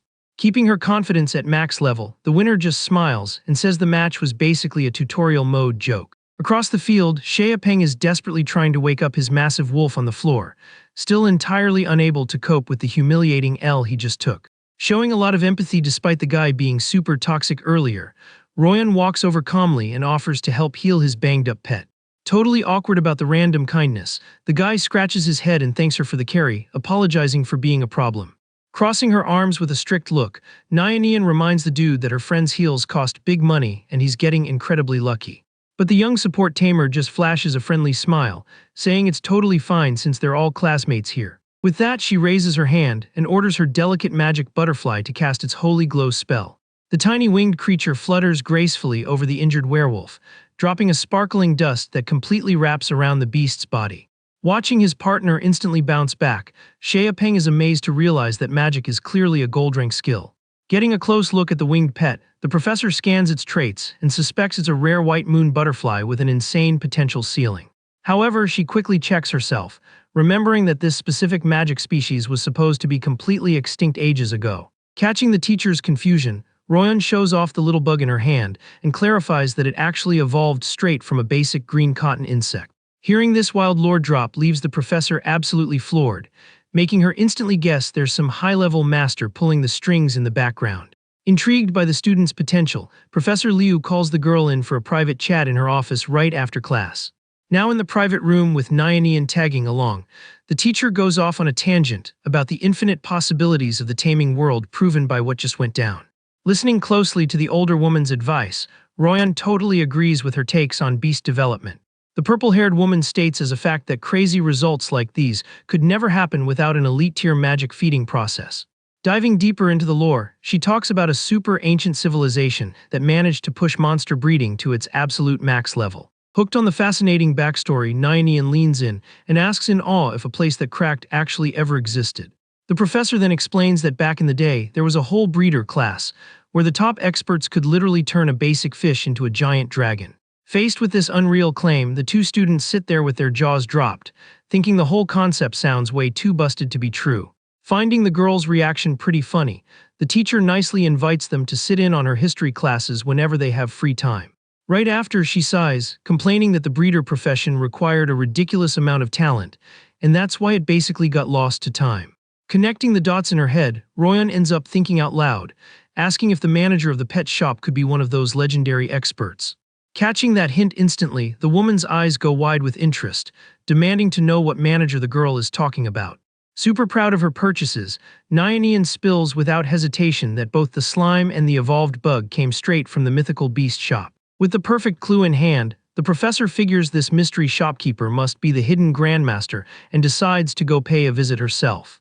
Downtown, the day is pretty chill with traffic flowing smoothly through the commercial streets near the MC's shop. Reaching her final destination, Professor Liu steps out of her car dripping with elegance. The vehicle parks right in front of the Magic Pet shop's little storefront. Adjusting her shades, the teacher checks out the spot and confirms it matches the address her students dropped.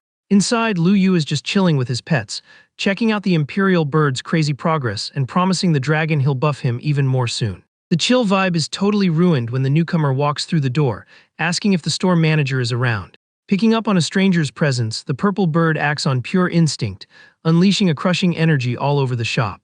Caught completely off guard by the overwhelming pressure, the visitor freezes in place, sweating bullets and literally unable to move a single muscle. Realizing his pet just committed a massive faux pas, the shopkeeper apologizes for the jump scare, explaining the little creature still hasn't figured out how to control its new talent's power yet. The woman gulps, totally shook by the info, realizing that terrifying aura is just the tiny animal's passive skill. Getting her professional act back together, she formally introduces herself as Liu Luochen, an instructor from the city's beast taming university. Flashing a polite smile and holding out her hand, the professor correctly guesses that the good-looking guy in front of her has to be the famous manager Liu. Explaining why she showed up, she mentions that Nyan and Royan are her students, and they literally can't stop hyping up the top-tier creatures from this shop. Going full serious mode, the instructor cuts to the chase and boldly asks if the guy happens to be a beast breeder. The MC blinks, a bit confused by the random question, hearing that weird job title for the very first time. But he quickly flashes a confident smirk, mysteriously replying that if she thinks he has that job, then he might as well claim the title. Scanning his system's interface, the guy spots a breeder module tab and mentally notes that flexing this epic title in the future sounds like a solid strat. On the other side of the counter, the instructor's brain is flooded with questions, totally unable to decode the mystery behind such a vague answer. Sighing in defeat, she decides to drop it, figuring a massive secret like that would never just get casually dropped to a total stranger. Getting back to business, the visitor switches gears and asks if the shop has any baby pets that would fit her fourth contract. The MC's eyes light up with pure hype at the smell of profit, mentally celebrating the chance to secure another massive bag. Being super professional, the tamer points at the customer and asks her to drop all her requirements before he pitches any merchandise. Dead serious, the woman reveals she has a rank dragon wings talent and desperately needs a beast with that exact bloodline to catch a major buff. Hearing those specs makes the guy frown super suspiciously, asking what her connection is to the powerful Liu family and their elite tamer bloodlines. The direct name drop makes the visitor look down, visibly uncomfortable with the whole situation. The professor's mind flashes back to some dark trauma, where a man ruthlessly bullied her for being the only direct heir of the family stuck with a measly rank of talent. In the dark memory, the guy called her useless trash, brutally pointing out that rival families were popping out unmatched prodigies while she was nothing but a massive disappointment. Snapping back to the present with her ego bruised, the teacher crosses her arms, looks away, and firmly states that buying a pet shouldn't require a full lore dump on her personal life. Realizing he just stepped on a massive landmine, Liu Yu awkwardly scratches his neck and clicks his tongue, finding all this elite family drama incredibly boring. Turning his back to the main shelves, the shopkeeper gives a genuine apology and admits he sadly doesn't have any dragon bloodline pets in stock. But a second later, he spins back around holding a basic glass jar, grinning and swearing that despite that, he actually does have real dragons for sale. Feeling insulted by the claim, the teacher raises her voice, arguing that the big three families have a total monopoly on that species, and tells the guy to stop capping. To prove his point with zero effort, Liu Yu summons his own dark pet in the air, guaranteeing his little world-devouring partner sees those giant dragons as nothing more than an afternoon snack. Faced with that mythical beast, the woman is completely stunned, realizing a dark demon's bloodline is literally on par with a divine entity's power. After recovering from the initial jump scare, she takes a deep breath to chill out and asks to see the special merch he's holding. Totally confident he's holding exactly what she needs, the MC gives a friendly smile while holding up the little glass jar.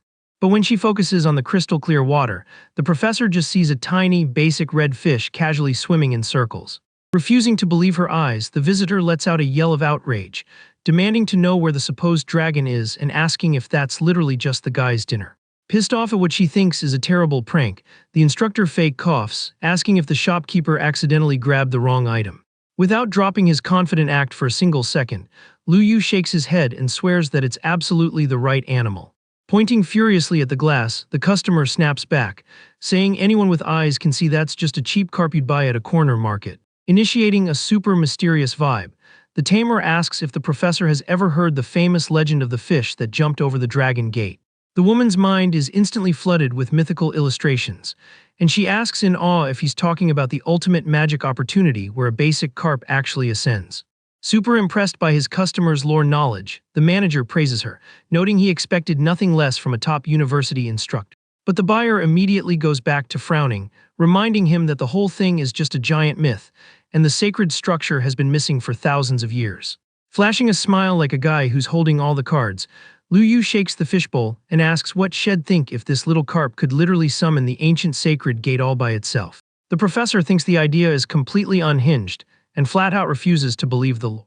Noticing the shopkeeper wasn't going to push it and was already putting the bowl away, the teacher instantly backtracks and says she wants the merch. Without a second thought, the instructor grabs the glass with both hands to lock in the purchase of the tiny fish.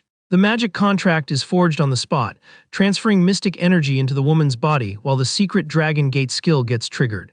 Feeling the new power rushing through her veins, she clutches her chest in pure shock, realizing the legend was actually 100% real. Totally blown away by the instant results, the buyer declares the whole thing is just insanely broken. Getting her act together, Liu Luochen gives a slight bow and apologizes for acting so arrogant just a minute ago.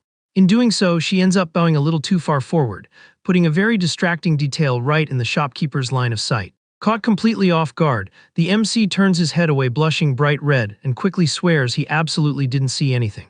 Pretending nothing happened, the customer asks in a sweet voice if the manager could do her one more tiny favor. Explaining the situation, the professor reveals she has some extra clothes in her car and asks for a hand grabbing them.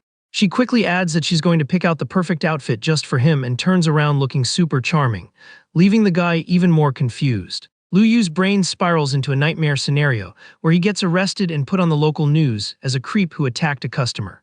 Letting out a long sigh, the manager mentally pats himself on the back for holding back, knowing a scandal like that would literally ruin his life. Being super helpful, he walks over to the professor's trunk to grab the bags she asked for. With the packages in hand, the tamer sprints back inside the shop as fast as humanly possible. A little while later, the MC is chilling in his chair behind the main counter. The customer walks up with a whole new vibe and thanks the manager for being such a gentleman. Skipping the small talk, the guy asks if the expert already has a game plan for how she's going to build her new little carp. Analyzing her setup, the professor remembers that her previously contracted beasts all had metal, water, and wind attributes. Trying out a brand new meta, she decides she wants to use a completely untested element to evolve the little fish. Wasting zero time, the woman summons a massive, overpowered magic crystal packed with lightning attributes, floating right in her palm. The instructor drops the expensive jewel straight into the crystal-clear water of the fishbowl where the pet is chilling. Instantly, the carp starts absorbing the stone's electric energy, wrapping its tiny body in a glowing purple aura. A massive mystic structure materializes out of nowhere right above them, making the teacher confirm in absolute awe that the ancient sacred gate is actually real. Sensing the crushing energy in the room, the shopkeeper's tiny dark dragon starts tweaking and lets out a warning growl. The MC quickly pulls his stressed-out partner close and tells him to chill out. Curious about the pet's random freakout, the guy asks the customer if the evolution magic just glitched or something. Staying completely calm, Liu Luochen says everything is perfectly fine and locks all her focus on the fish's transformation. Even though he thinks the whole thing looks super sketchy, Lu Yu agrees and goes back to watching the magic show. The massive sacred gate starts pulsing with a ridiculous amount of divine energy, shooting sparks all over the place. Checking the stats, the shopkeeper announces the structure is stable, and the evolution now completely depends on the fish making it through the gate. Super confident in her new pet, the teacher points up and orders the carp to start the epic climb. The little animal answers the call, bravely jumping right out of its glass bowl. Wrapped in a protective magic bubble, the water beast starts floating up toward the glowing ceiling. The carp uses every ounce of its strength swimming through the air, trying to reach the top of the massive obstacle. Suddenly, the magic seems to lag and the water sphere loses power, making the animal slowly fall backward. Seeing the struggle, the professor panics, thinking the evolution is going to fail right in the middle of the run. Explaining the mechanics, Lu Yu reminds her that the gate was literally built by her own talent, which means the master has to step in and carry it this stage. He hypes her up to use her dragon wings tech, internally admitting he definitely slept on how strong this woman actually is. Getting the hint, Liu Luochen pops her magic skill and transfers her own strength to buff the little creature. A massive stream of energy shoots from the instructor's hands straight into the bubble where the little fish is trying to stabilize. Bathed in this new power boost, the pet gets its second wind and starts swimming again with absolute determination. With sweat dripping down her face, the woman screams with all her faith, ordering the animal to cross the finish line once and for all. With one final epic leap, the carp shatters the light barrier and finally crosses through the mystic passage of the sacred gate. After the massive W of making it through, the tiny fish gets swallowed by a blinding flash of pure golden energy. Bathed in the glow of the evolution, the professor closes her eyes, feeling her own magic talent undergoing a massive mutation too. The tamer quickly drops the lore that the animal's transformation also directly buffs the owner, pushing her stats to the absolute max. That warning leaves the customer completely stunned by the insane power level she just unlocked in a single second. Two massive dragon wings spawn on the instructor's back, making her gasp in awe at her own new god-tier strength. Up above, the little fish takes on its final form, transforming into a majestic crimson lightning flood dragon. The towering serpentine beast floats through the shop, flexing its newly unlocked monocrank power. Checking her new partner's stats, Liu Luochen notices that even though it's crazy strong, the animal still doesn't belong to the true giant dragon species. Defending his business, the manager smiles, reminding her he never capped and warned her about the merch's bloodline from the very start. Going deeper into the lore, he explains that the dragon race is split into different factions, like the lizard-shaped ones and the flood serpents. But he guarantees that if she keeps grinding the pet all the way to the Supreme Lord class, it will 100% become a true dragon. Wrapping things up, the guy runs the numbers real quick and charges a casual 5 million for the carp in the store's services. Without blinking, the teacher pulls out her phone, sends the millions over, and says she's going to dip before the manager regrets charging so little. With the sale locked in and the shop finally empty, Lu Yu says in a mysterious voice that whoever is hiding can come out now. At that moment, the tiny dark dragon on his shoulder starts growling, making the owner realize that watching that miracle just triggered his pet's urge to evolve too. The guy thinks about how the mystic sacred gate holds the ancient essence of thousands of eastern and western dragons, making it the ultimate source for a massive power spike. Determined to hit the next tier, the dark monster opens its red eyes wide and lets out a roar full of confidence. The system screen instantly flashes, confirming the demonic beast just got promoted to the Starry Sky rank with heavily buffed skills. Watching his partner speedrun its growth, the tamer smiles, satisfied that today was a massive W. Far away from the little shop, night falls silently over a massive, ultra-luxurious, isolated mansion. Sprawled out on her living room couch, Professor Liu Luochen sighs, totally exhausted, thinking everything that went down at the shop felt like a crazy fever dream. The chill vibe is ruined by knocking at the front door, making the woman wonder who would even show up at an hour like this. Opening the door, she comes face to face with an older man and asks in surprise what the professor is doing here so late. The older guy in glasses flashes a nice smile and apologizes if he interrupted the instructor's downtime. Super polite, she waves it off, insisting it's no bother and invites the old man inside real quick. Once he's settled, the older guy makes small talk, asking how she felt teaching the new class for the first time. The woman swears she felt great and uses the chance to mention she found 2 absolute prodigy students who deserve the university's full attention. Intrigued by such rare praise coming from her, the old man asks to hear more about these supposed up-and-coming taming stars. She drops the names Shen Nyanian and Du Royan, highlighting that both girls managed to contract beasts with infinite scaling potential. Hearing that mere freshmen got their hands on pets with special evolution talents leaves the old professor completely shook. The chat continues in the office, where the old professor notes that any tamer with a talent like that is guaranteed to become a provincial governor in the future, or even the literal backbone of the country. Being totally real, the instructor reveals she also just signed a contract with a brand new beast from that exact same shop, explaining it was just a carp that evolved straight to sovereign potential. Hearing this insane lore drop leaves the old man in absolute shock, totally unable to process what he just heard. In a huge rush, he grabs the woman by the arm, demanding she summon the pet immediately so he can see it with his own eyes. Giving in to her coworker's desperate request, Liu Luochen summons her majestic lightning flood dragon right in the middle of the living room. The massive serpentine beast spawns, flooding the room with a ridiculous amount of electric energy.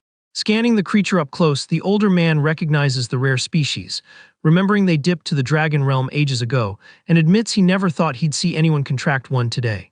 Putting the pieces together, he asks if all these pets with broken talents really came from the exact same spot, which the woman confirms without missing a beat. She quickly theorizes that the manager isn't doing this for the bag, since the prices are dirt cheap, guessing the guy might be running a master plan to build an entire generation of genius tamers. Fascinated by the theory, the professor is amazed to think something that epic could actually be happening. Taking advantage of the topic, the teacher asks if the master thinks it's possible for a max-rank tamer to spawn in their current era. With a much more serious look, he states firmly that right now, there is absolutely nobody sitting at that power level. But the old man points out that legends say the civilization from the previous era was entirely wiped out by a max-rank powerhouse.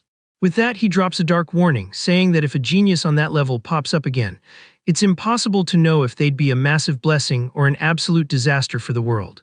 Thinking about that grim warning, the woman sweats coldly, debating whether or not she should tell the master about the shop manager's true, crushing power. Deciding to keep her mouth shut, she figures telling the truth would be a massive mistake, terrified that if the nation treats the kid like a threat, the fallout would be apocalyptic. Instead, the instructor suggests the master send some trusted young apprentices to go buy pets from the little shop. With a big brain look on her face, she guarantees this move won't just build a solid relationship with the mystery shopkeeper, but it's also the perfect way to scout the situation. Thinking the plan is a massive W, the professor agrees on the spot and decides they'll execute that exact strat. The next day, the morning starts off super chill, lighting up the sidewalk right in front of the mythical beast shop. Inside, Liu gets hit with a system notification, letting him know he can score a mystery reward if he straight up buys the store's property. Overflowing with confidence, the shopkeeper celebrates how easy the mission is, realizing his current bank account is more than enough to cop the place. Wasting zero time, the guy calls the landlord, introduces himself as the current tenant, and drops a direct offer of 17 million to lock in the deal. But the greedy owner turns it down, claiming the offer is way too low, and demands the kid wait for him to show up so they can talk face to face. Annoyed by the stall tactics, the MC argues he already did the math and knows the neighboring shops peak at 15 million, proving his offer was already an overpay. On the other end of the line, the fat guy gets a look of pure greed, assuming that if the tenant offered that much, he must be desperate, which means it's the perfect chance to milk him for even more cash. Acting totally toxic, he tells the kid to stop yapping and just wait there until he arrives. Putting his phone down looking super annoyed, Liu realizes the landlord is completely insatiable. The morning chill is instantly ruined when two well-dressed guys walk into the shop checking the place out. The newer customer walks up to the counter and asks if this is really the store their grandpa hyped up, finding the rundown, basic look of the place super sus. Correcting his snobby buddy, the more reasonable guy explains that a true expert doesn't care about aesthetics and always prefers to lay low in the city. Keeping his retail persona on, the MC walks up to the duo and politely asks if they need anything. The impatient guy immediately says they came to buy baby pets and demands the manager come out to serve them. Super casually, Liu points at his own chest and lets them know he's actually the owner of the spot. Caught off guard by the seller's age, the chill customer admits he thought the shopkeeper was just a college kid working a side gig and scolds his relative for acting embarrassing. Being way more polite, the young man explains to the manager that even though they're the university director's grandsons, the talents they awakened are completely unplayable.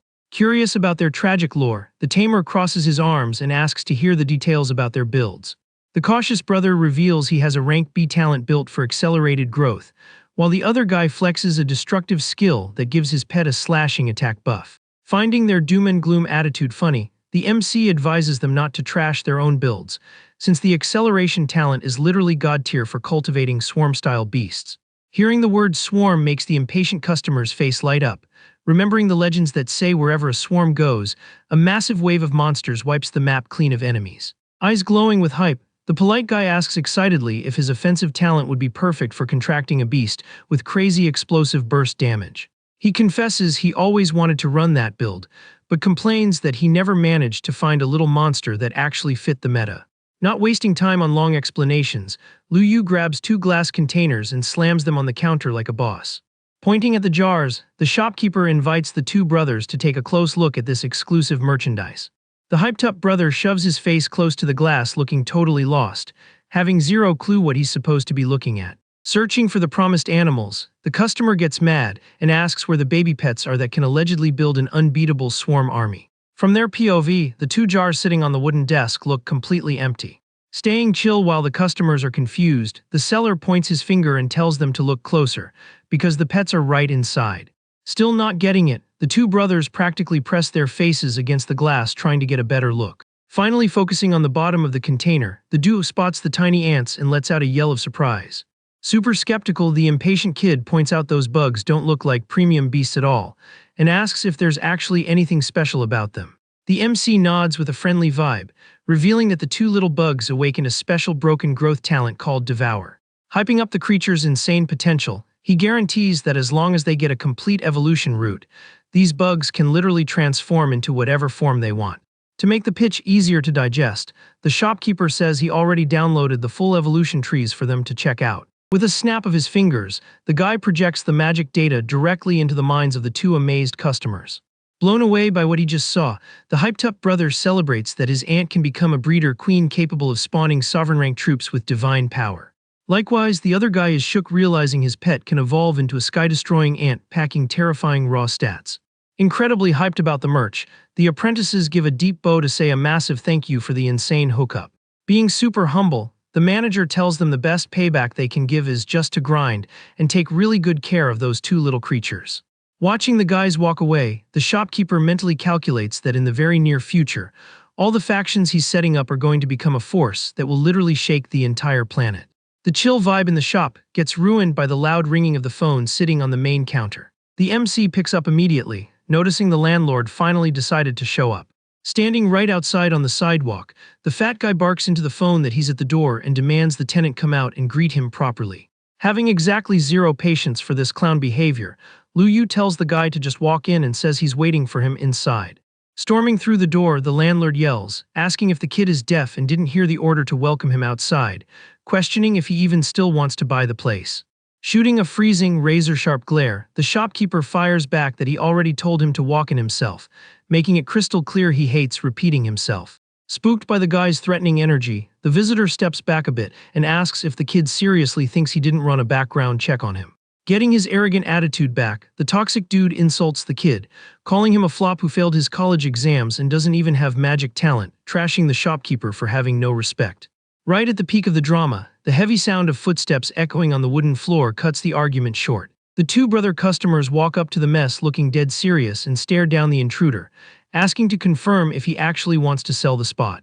Taking control of the situation, the level-headed brother drops an epic announcement that the final price is going to be 30 million, not a single penny less. Disgusted by the landlord's insane audacity, the youngest asks if he lost his mind over a bag, angrily pointing out that this dump isn't worth more than 15 million. But the fat older guy just crosses his arms, hits a pure arrogant pose and declares the shop is his, which means he has the right to charge whatever ridiculous price he wants.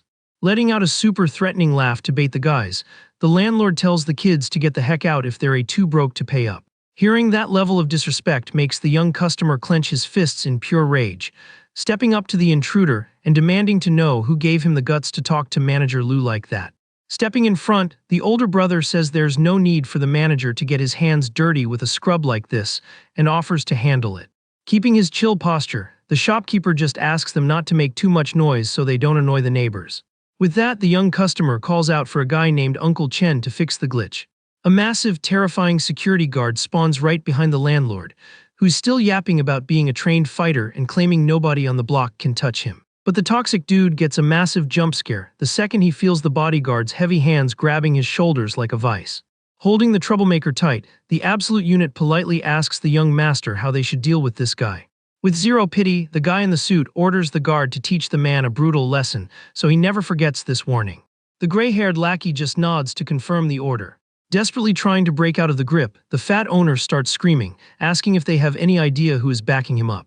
Finding the empty threat hilarious, the youngest brother lets out a sarcastic laugh and asks if the guy has ever heard of the legendary Duan family. Hearing that overpowered last name makes the landlord sweat bullets in pure terror, remembering that's the Tamer family that literally runs the entire country. Full of pride, the blonde kid confirms that is exactly the family he's talking about. Case closed, the older brother tells the bodyguard to drag the intruder out of there once and for all. Getting dragged outside, the coward cries his eyes out begging for mercy and admitting he made a colossal mistake. Switching focus back to the business, the polite kid offers to handle all the paperwork for buying the property, and Lu Yu accepts the carry, thanking him for the solid.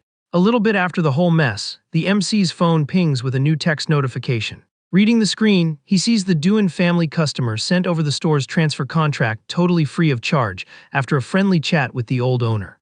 Instantly, the virtual assistant spawns in the air, congratulating the guy on finally copying his first official piece of real estate.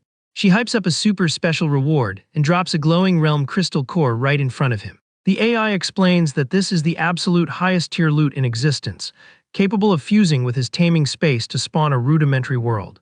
The tamer gets incredibly hyped about the drop, knowing that owning a space on that level basically gives him the power of a demigod. Wasting zero time, the holographic girl tells him he can start refining the item, and the guy agrees on the spot. The mystic crystal floats up glowing like crazy, wrapping the shopkeeper's body in a heavy virtual energy shield. In the blink of an eye, the item's power explodes, generating a massive grid structure all over the place. Absorbing the crystal's aura, the tamer opens his arms, feeling his new spiritual space get totally flooded with crushing energy. The digital backdrop instantly morphs into a gorgeous natural paradise, confirming he successfully crafted his rudimentary world. Soaking up the fresh vibes of the new zone, the black dragon stretches out and lets out a massive roar. Bathed in all that magic power, the dark partner manages to shatter its own limits, hitting the third level of the Starry Sky class. Right alongside him, the majestic imperial bird also speedruns its evolution, hitting the second level of the exact same star tier. The cyber assistant cheers for the massive W, announcing that both pets just unlocked ultra-rare red star rank skills. Reading the stats on the floating screen, the guy finds out the dragon can now summon its own dark realm to completely suppress any enemy. He clenches his fist full of confidence, amazed he scored such a broken spell, and imagining the insane impact his partner is going to have in team fights. Switching his focus to the celestial bird, the UI shows that the purple flame skill lets her literally rain down infinite fire from the sky. Checking the damage scaling on that attack, the master concludes this power is totally on par with the legendary forbidden spells.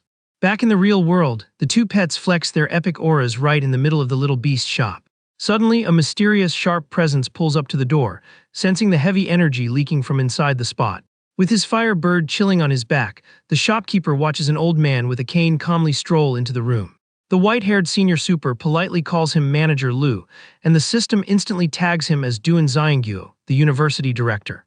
The MC recalls his flying beast in a flash, and asks what the famous director is doing at his spot. In his head, the guy figures since the old man let his grandkids buy pets here earlier, he's probably a friendly NPC and not an enemy boss. Even so, the manager keeps his guard up, trying to read what the real motive is behind this random visit. Staring at the kid, the old man radiates a terrifying, demonic intent from his eyes hidden behind his glasses. Catching the heavy tension, the director quickly switches to a softer vibe and jokes, asking if he really looks like a ruthless monster. Internally, the old man concludes the kid is an unfathomable expert, and decides the nation needs to recruit him as an ally at all costs. Cutting to the chase, the old man says he has some very serious business to discuss, but the shopkeeper interrupts, asking if he's just here to buy a baby pet. The director shakes his head, dropping the lore that after years of brutal war, his spiritual space got totally shattered and he can't contract beasts anymore. Hearing this super tragic technical info leaves the manager with a look of pure confusion on his face. The old man finds the kid's reaction weird, noting that this fact is universal knowledge taught even in basic school textbooks. But feeling a tiny bit of hope, the senior leans in and asks if the young master happens to know any fix for the glitch. Flexing his confidence, the guy replies that obviously he has an easy fix, since it's literally just a broken taming space. Without wasting a second, the shopkeeper pops his magic, opening a small blue portal to pull out a special item. He spawns a glowing container in his hands and invites the visitor to take a good look at his newest merch.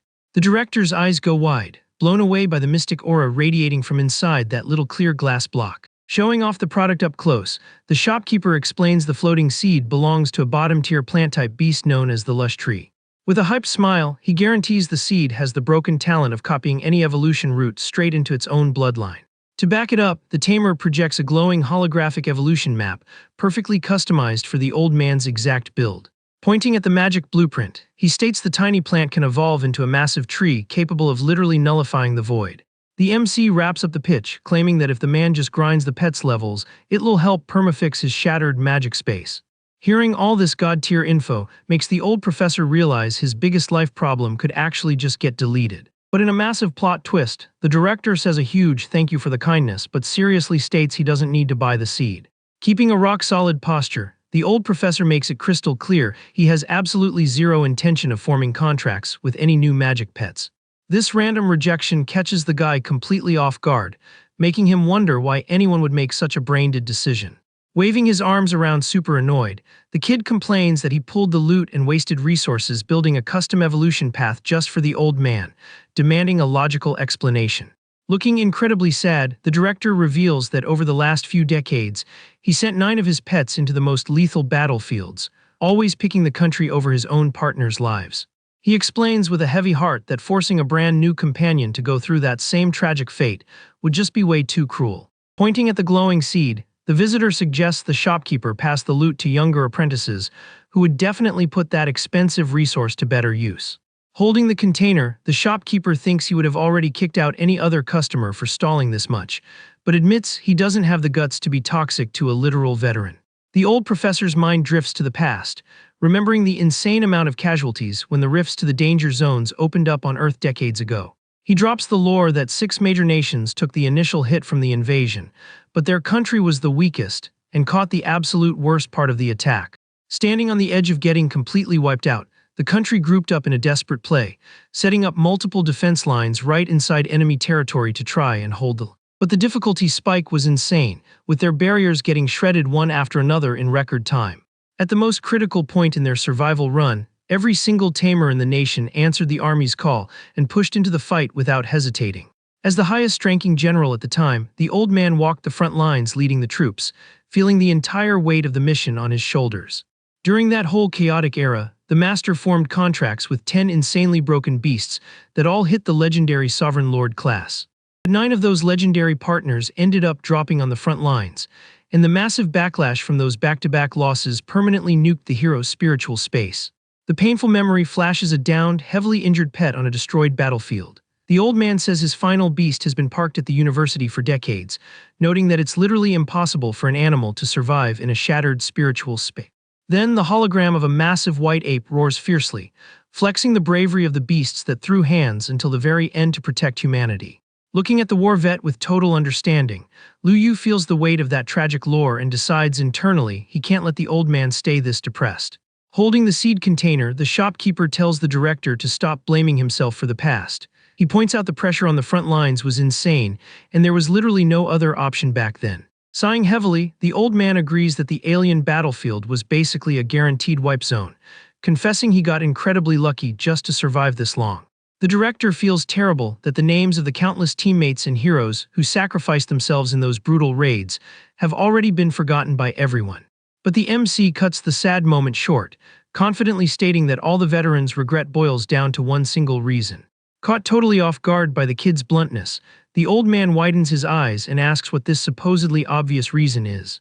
With a confident smirk, Lu Yu doesn't hesitate for a second and drops the truth bomb on the director, stating that he simply wasn't strong enough. Gesturing with hype, the tamer explains that if the old man had the stats to make the enemies shake in their boots, the nation would never have had to sacrifice so much. The old man repeats the sentence totally shook and argues back that, with his rank of talent, he maxed out his potential and had zero hope of leveling up further. Flashing a big brain smile, the MC asks if the director knows that having a beast with the Void Suppression realm makes breaking the level cap unbelievably easy. He breaks down how the massive mystic tree can siphon spatial power straight from the void, actively carrying the expansion and repair of the taming space.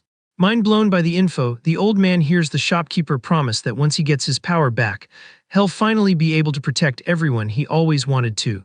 Dropping his guard, the veteran sighs in defeat and admits that, because he's too old, he just can't see the meta as clearly as the young manager does. Completely sold by the kid's wisdom, the director tells the manager to drop the price tag, swearing he's going to buy the lush tree seed right now. Never missing a chance to secure the bag, Lu Yu holds out the glowing container with a massive smile and says it'll just be a casual 3 million. Right after the sale, the virtual assistant spawns in the room and congratulates the host for hitting the epic milestone of 10 total pets sold. Super hyped, the AI reveals the shopkeeper just scored a random new mythical talent called Divine Source of Life. The cybergirl explains this supreme skill literally deletes any disease, pain, or even the risk of getting unalived, leaving the MC totally amazed by the Focusing on his new purchase, the director announces he's going to follow the manager's strat and evolve the seed to its giant form before locking in the contract. Wasting no time, the old man tosses the container right onto the shop counter, freeing the tiny magic seed that starts pulsing with a heavy green light. Holding his hand out firmly, the veteran channels his energy and loudly commands his brand new pet to evolve right this second. A colossal explosion of emerald magic floods the whole room, forcing the old professor to cover his face to block the blinding flash. The narrative jumps inside the director's spiritual space, showing a depressing wasteland full of shattered floating rocks over a sea of blazing fire. Standing in the middle of that magic disaster zone, Lu Yu and the vet watch the tiny glowing seed floating majestically above the broken ground. The second the mystic item touches the rocky floor, a massive pulse of green light spreads lightning fast through all the cracks of the shattered space. Instantly, giant roots start sprouting and reaching out everywhere, linking up and healing the floating islands with an insane amount of HP. A towering, colossal mystic tree spawns right in the center of the map, radiating an immense healing energy worthy of its sovereign rank potential. Admiring his new partner's epic scale, the old man is left totally speechless and celebrates that the beast managed to evolve so fast. Determined to wrap up the process, the veteran holds out his hand and summons a glowing green magic circle, officially triggering the instant contract. Answering the master's call, the tree's massive branches start stretching out, giving off a super cozy vibe packed with life energy. The colossal wooden beast fully anchors itself in the center of the terrain, pulsing massive AoE healing waves across the whole destroyed zone. With crushing force, the magic roots pull the shattered pieces of land together, patching up the spiritual space in the blink of an eye. Touching his chest, getting super emotional, the director breathes a sigh of relief and realizes in awe that his inner realm got fully restored. With the glitch totally fixed, Lu Yu congratulates the old man on a successful contract and suggests they log out of the mystic space now. Back in the reality of the little shop, the guy gets ready to go back to his grind, but the veteran raises a hand asking him to wait a sec. Stopping in his tracks, the shopkeeper looks back a bit confused by the pause and asks if the professor still needs something else. Rocking a dead serious face, the old man asks if the young manager has any interest in joining the city's prestigious beast-taming university. Trolling the offer, the kid projects his floating report card proving he literally failed the exams 2 months ago, and finds it hilarious the director is personally recruiting him. Acting super chill, the MC admits the school is a great spot, but rejects the invite without thinking twice. He flashes a smile and argues that his little shop is popping off right now, and becoming a student would just ruin his major career plans.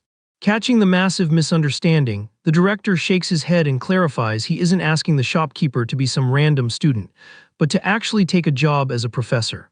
Caught off guard by the bold move, Lu Yu remembers that title requires an insane amount of paperwork and evaluations, and suggests it'd be way easier just to join as a basic tutor. Sweating bullets at the crazy idea, the kid points out that according to the rules, only an expert at the sovereign rank is qualified to hold such a high-tier position. Finding his hesitation funny, the old man jokes, asking if he should just rip the vice director title from one of the other big shots to hand it to the shopkeeper. Pressuring the kid even more, the old master threatens to retire on the spot just to leave the absolute top spot at the school wide open for him.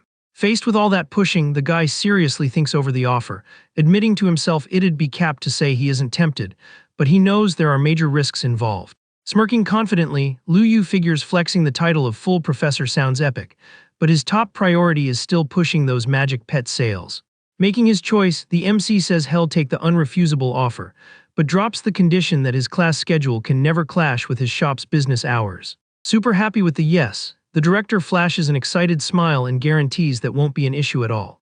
To sweeten the pot, the veteran explains that as soon as the official title drops, the kid will be able to claim massive government grants for scientific research. Lu Yu's brain instantly goes to the bag, calculating that a single research grant could be worth hundreds of millions or even billions. Totally blinded by the loot, he's already picturing himself swimming in cash from the base salary, performance bonuses, and juicy monthly dividends. Drooling over the perks, the guy celebrates that on top of the money, the university has a library with infinite skill manuals, and even its own exclusive secret realm. Outside getting some fresh night air, the tamer thinks about the irony of the universe failed his entrance exams, but ended up becoming a professor at the top school anyway. The scene quickly cuts to the massive front gates of the beast-taming university campus, lit up only by the moonlight. On one of the building's balconies, a guy walks up and mentions the professor definitely went to visit that manager, getting super curious about how that story ended. Liu Luochen, who was leaning on the railing enjoying the night, spots a weird glitch on the horizon and jumps in pure surprise. Staring into the distance toward the shop, she spots a massive, glowing green pillar of light and instantly deduces it's the miracle of evolution. In the dark courtyard, the director's grandkids are arguing about their recent purchase. The older brother runs up panicking, asking what the youngest is trying to do crouched on the floor like that. Pointing at the glowing bug, the blonde kid says his goal is super obvious, revealing he's about to fuse his own talent origin with the queen ant. Flexing ironclad determination, he explains that using this risky tech will massively buff both his and his little pet's growth rates. The suited brother goes into a panic, warning that if he goes through with this deep fusion, he'll never be able to contract other beasts, and if the bug drops, he'll lose his powers forever. Rocking a fearless smirk, the youngest shrugs it off and claps back that if the queen falls in battle and he loses his tamer status, it's honestly whatever. Watching the argument from a distance, Professor Liu Luochen is absolutely amazed, internally admitting she never expected that kind of guts from a student who seemed so slow. Super proud of what she's seeing, she crosses her arms with a warm smile and decides the kid is truly worthy of carrying director Duan Xiangyu's bloodline. Right after, the teacher walks next to the director and tells him to take it easy. But the old man jokes, asking what's wrong with his body, swearing that thanks to manager Liu he feels incredibly up. Caught completely off guard by the comment, the professor widens her eyes and stutters in shock, asking if his shattered taming space actually managed to recover. Proud of the massive W, the old man confirms the info with a huge smile and challenges the woman to guess how the mystery manager pulled off the miracle. Putting a finger to her chin, she thinks for a sec and throws out the theory that the shopkeeper must have pulled some top-tier restoration loot out of his pocket. But the veteran laughs out loud and tells her she missed by a mile, super excitedly revealing the real fix was the kid making him form a contract with a simple tree. The director proudly flexes the magic projection of the colossal wooden beast that now acts as his spiritual space, spreading its healing aura. Looking at the massive tree, the old master explains the beast suppressed and sealed the void, guaranteeing that with a bit of time he'll be back to his absolute peak power. Super chill and happy, the old man tells his former student to stop stressing, because with a sovereign rank's 500-year lifespan, he still has 300 years left on the clock. Professor Liu Luochen feels a wave of relief and celebrates that this is genuinely amazing news for her master. Hyped up, the director reveals he took the chance to invite the shop manager to be a tutor at the university, letting her know they're going to be co-workers now. Blindsided by the news, the teacher's eyes go wide as she asks if he's actually being serious. Hearing the conversation, the two grandkids get super hyped about the update and instantly demand to transfer into the shopkeeper's class. Meanwhile, Lu Yu is just chilling in his own taming space with the dragon and the imperial bird. The tamer thinks about how he has 3 max-level talents, but basically ends up wasting all that power just to feed his beasts. Trying to optimize his build, the guy thinks about copying the dragon tamer's meta and fusing his talents directly with the matching pets. He figures that merging the world-destroying dragon with the dark hell talent would turn the beast into the absolute king of darkness. Similarly, the little purple bird could fuse with the god-slaying celestial fire to unlock pure, absolute divine power. However, the MC remembers his third talent still doesn't have a compatible partner, deciding it's time to roll for a new contract. With that, he opens the system interface and is satisfied to see he's already banked 1,200 points.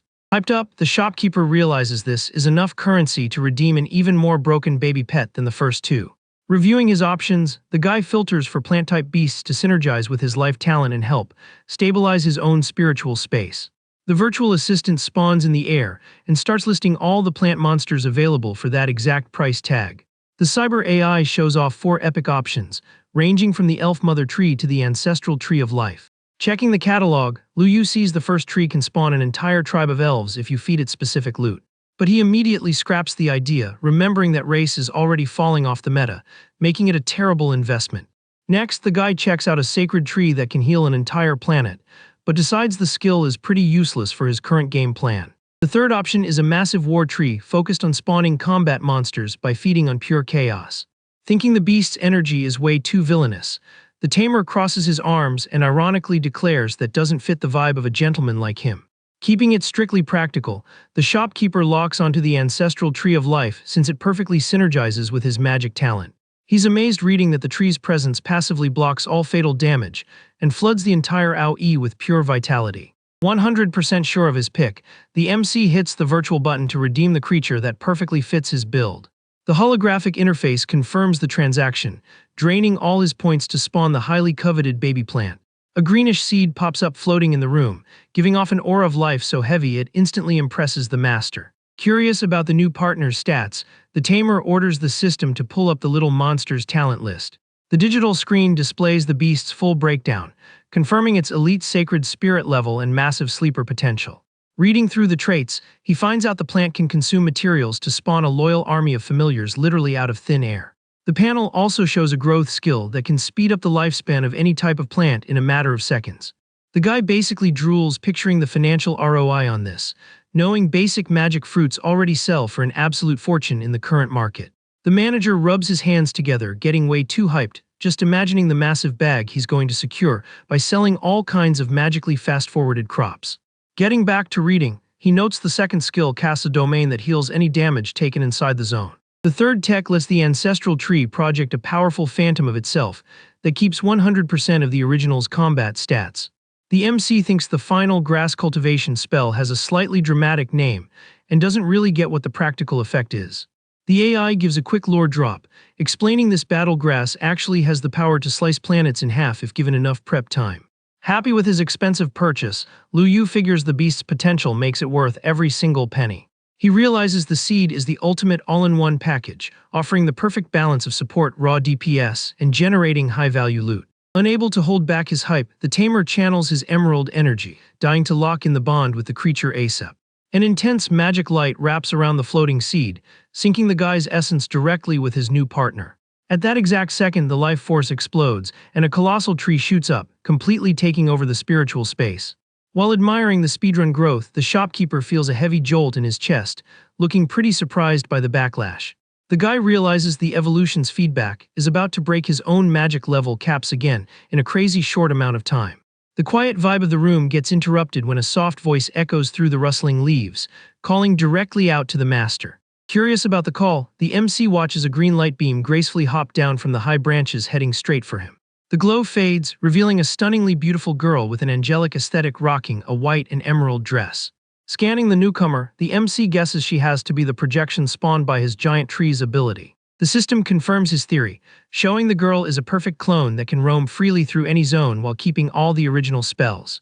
Being super polite, the tamer walks up and holds out a hand, asking if she's actually the beast he just bought. The little girl runs happily toward her master, swearing with absolute certainty that she is the literal tree. Flashing a pure, innocent smile, the tiny pet tells the guy he can call her. The shopkeeper repeats the name to see how it sounds and quickly greenlights the new partner's choice. The young partner gently lifts her hands and asks the tamer to point his index finger straight at her. Following instructions, the guy touches the tip of his finger to a beam of magic light, wondering if this is some kind of special link. The tiny beast explains she's going to bank this vital essence, so she can actually revive the owner if he ever gets into a lethal situation in the future. Totally mind-blown by the life power, he asks if that's actually possible, but she drops a warning that his mythical talents wouldn't carry over after the respawn. The pet looks down with a sad expression, pointing out that if she uses the skill, the shopkeeper will just come back as a regular civilian NPC. Getting completely serious, the MC declares that if it means coming back without his powers, he'd rather just stay dead and rest in peace. Right after, he flips his mood and pets the girl's head, saying the magic still acts as a top-tier life insurance policy. With the testing wrapped up, the manager tells the girl to grind her skills and promises to bring her magic seeds to grow tomorrow. The young tree flashes a glowing smile and accepts her master's first quest with total hype. With everything settled in the spiritual space, the tamer waves to his little pet, saying he needs to log back into the real world. But before he can walk away, Enyu sprints over and yanks the edge of his jacket to stop him. Holding onto the fabric tight, the girl looks down totally embarrassed and begs to live permanently on the outside with him. Being super chill about it, the shopkeeper agrees to the request, remembering that with her skill kit she has a free pass to leave anyway. Walking next to her owner, the girl celebrates getting permission and confesses she was terrified of getting rejected because of her weird habits. The random comment leaves the MC completely confused, having zero idea what his partner meant by that warning. The scene cuts to the middle of the night, showing Lu Yu tossing and turning in his own bed. The guy yanks the blanket down looking spooked, and lets out a yell when he catches the little tree lying right next to him with her eyes wide open. With massive dark circles under his eyes, the shopkeeper sighs exhaustedly, realizing he finally understands what she meant by weird habits. Pulling the blanket up to her chin, the little girl defends herself, saying she spent millions of years isolated as a tiny seed in absolute loneliness. Giving him the saddest puppy eyes, she begs to stay in the room, promising she won't move an inch or cause any problems during the night. Letting his guard down over the tragic lore, the guy pats his partner's head and swears he'll never kick her out. Thrilled about being accepted, the pet scoots over and hugs the tamer tight to enjoy the cozy company. Morning quickly rolls around, lighting up the massive front of the apartment building where the MC is crashing. In bed, the young beast uses all her strength to hug her master like a literal koala, making the guy mumble that he's completely out of breath. Unable to breathe properly, Lu Yu wakes up with a jolt, complaining that he can't handle this suffocating situation anymore. Annoyed, the shopkeeper grabs the girl by the head and lifts her off the bed, while the little beast mumbles in confusion after being forcefully woken up. The guy jumps out of bed and the pet immediately floats right after him, asking in a sleepy voice what the master is trying to do. Out of patience, the tamer literally just tosses the girl back into the soft sheets, making the young tree let out a surprised gasp at the sudden throw. Glaring at his partner indignantly, he reminds her she swore not to move during the night and says he almost got unalived because of that crazy grip. Sitting on the couch looking super guilty, Yu looks down and quietly apologizes, explaining she accidentally squeezed her owner without realizing it while she was asleep. Flashing an innocent smile, the girl looks up and begs her master not to be mad, swearing up and down that she'll behave better next time. Sighing and calming down, the guy says he already let it slide, and suggests they hit the taming space to check on the giant tree's progress. The tiny beast throws her arms up, celebrating the idea with way too much hype, leaving the shopkeeper exhausted just looking at all that early morning energy. Scratching his head awkwardly, the MC wonders if he actually signed a contract with a plant pet, or if he accidentally just adopted a daughter. The scene cuts to the inside of the magic realm, where the massive ancestral tree sits surrounded by glowing grass that spawned all over the zone. Scanning the area, the manager is impressed to see Yu manage to spawn 10 sprouts of the overpowered star grass and speedrun their evolution straight to the transcendent class. Putting a hand to his chin, he figures that if the main tree levels up again, all those killer weeds are going to break their limits on autopilot too. The guy realizes that doubting his partner's DPS is crazy, since just the offensive stats of these cultivated little plants are enough to give any enemy nightmares. Taking everything into account, the tamer concludes that not even the black dragon or the imperial bird would have the guts to bet on a guaranteed W against that swarm. Nearby, a tangled mess of dark, thorny vines starts growing at hyperspeed, tearing its way across the floor of the spiritual space. The dark roots stretch and wrap around a pillar of light, flexing the zone's insane ability to nurture brand new types of plant life. Rocking a proud smirk, the shopkeeper IDs the newly spawned plant as the ultra-rare 1000-star vine, which has the absolute broken ability to tie up literally anything. Walking next to her owner, the little girl explains that at her current level she can only speedrun platinum rank seeds, and refining higher-tier loot would take way too long. Patting the pet's head, the guy chills her out, saying it's not a problem at all since he can just buy the top-tier items straight from the shops. Super confident in his own bank account, the MC laughs and asks why they should drain their energy on problems that can easily be solved by throwing cash at them. Pointing toward the Mystic Realm's exit, the master invites the girl to take a walk outside and finally fix this massive lack of high-value resources.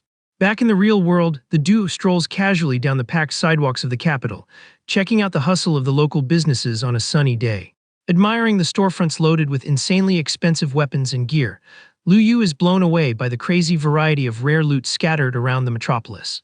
Stressed out by the heavy foot traffic, the little girl points out the ridiculous amount of people, while the manager warns her to stick close so she doesn't get lost in the crowd. The walk wraps up when they pull up in front of an elegant shop that specializes in selling all kinds of mystic plants and seeds. Scanning the luxury shelves, the tamer notes the insane price gap between a basic seed and a fully grown plant that can easily sell for millions. The guy figures the market charges so much because cultivating these items is an absolute headache, and the survival rate of the sprouts is basically zero. But with a mischievous smirk, the shopkeeper remembers the massive cheat code he has with and use supreme talent. He'll never have to stress about losing crops ever again. The manager calls the shop owner over and immediately orders 1,000 units of shadow seeds, plus several rare sprouts of scarlet flames and white spark. Hyped on the massive haul, Lu Yu holds up a finger and demands an extra 100 units of hell tree and purgatory seeds to round out the perfect cart. On the other side of the counter, the chubby owner rubs his hands together with a huge, satisfied smile and politely asks the customer to wait just a sec. Crunching the numbers on a tablet, the seller says the total is over 30 million, offering a slight discount to round down the final price and secure the deal. Catching the vibe, the MC flashes a smart smile and asks if it's true that university tutors get a VIP discount at this spot. The older man nods to confirm, asking the young guy to show his ID so he can validate the buff in the point-of-sale system. Being super practical, the guy agrees and hands his university badge straight to the helpful merchant. The seller takes the ID casually and swipes the little card on the digital reader to unlock the VIP customer profile. The cyber screen confirms access, granting a 50% discount, leaving the owner totally shook to realize the kid is holding a full professor title this early in the game. Completely blown away by the young master, the man gives a quick bow and praises the guy, calling him an absolute prodigy of beast taming. Holding onto the tamer's jacket sleeve, the little pet closes her eyes with a huge smile and flexes, saying her owner is the most amazing guy ever. Brushing off the compliments like it's nothing, the shopkeeper pulls out his own credit card and tells the guy to just finalize the massive charge already. While waiting for the transaction, the MC mentally celebrates how incredibly fast Director Duan was to unlock these government perks in such record time. The chill moment breaks when Yu urgently pulls her owner's clothes, whispering that she senses a super rare amethyst-class seed hidden in the shop.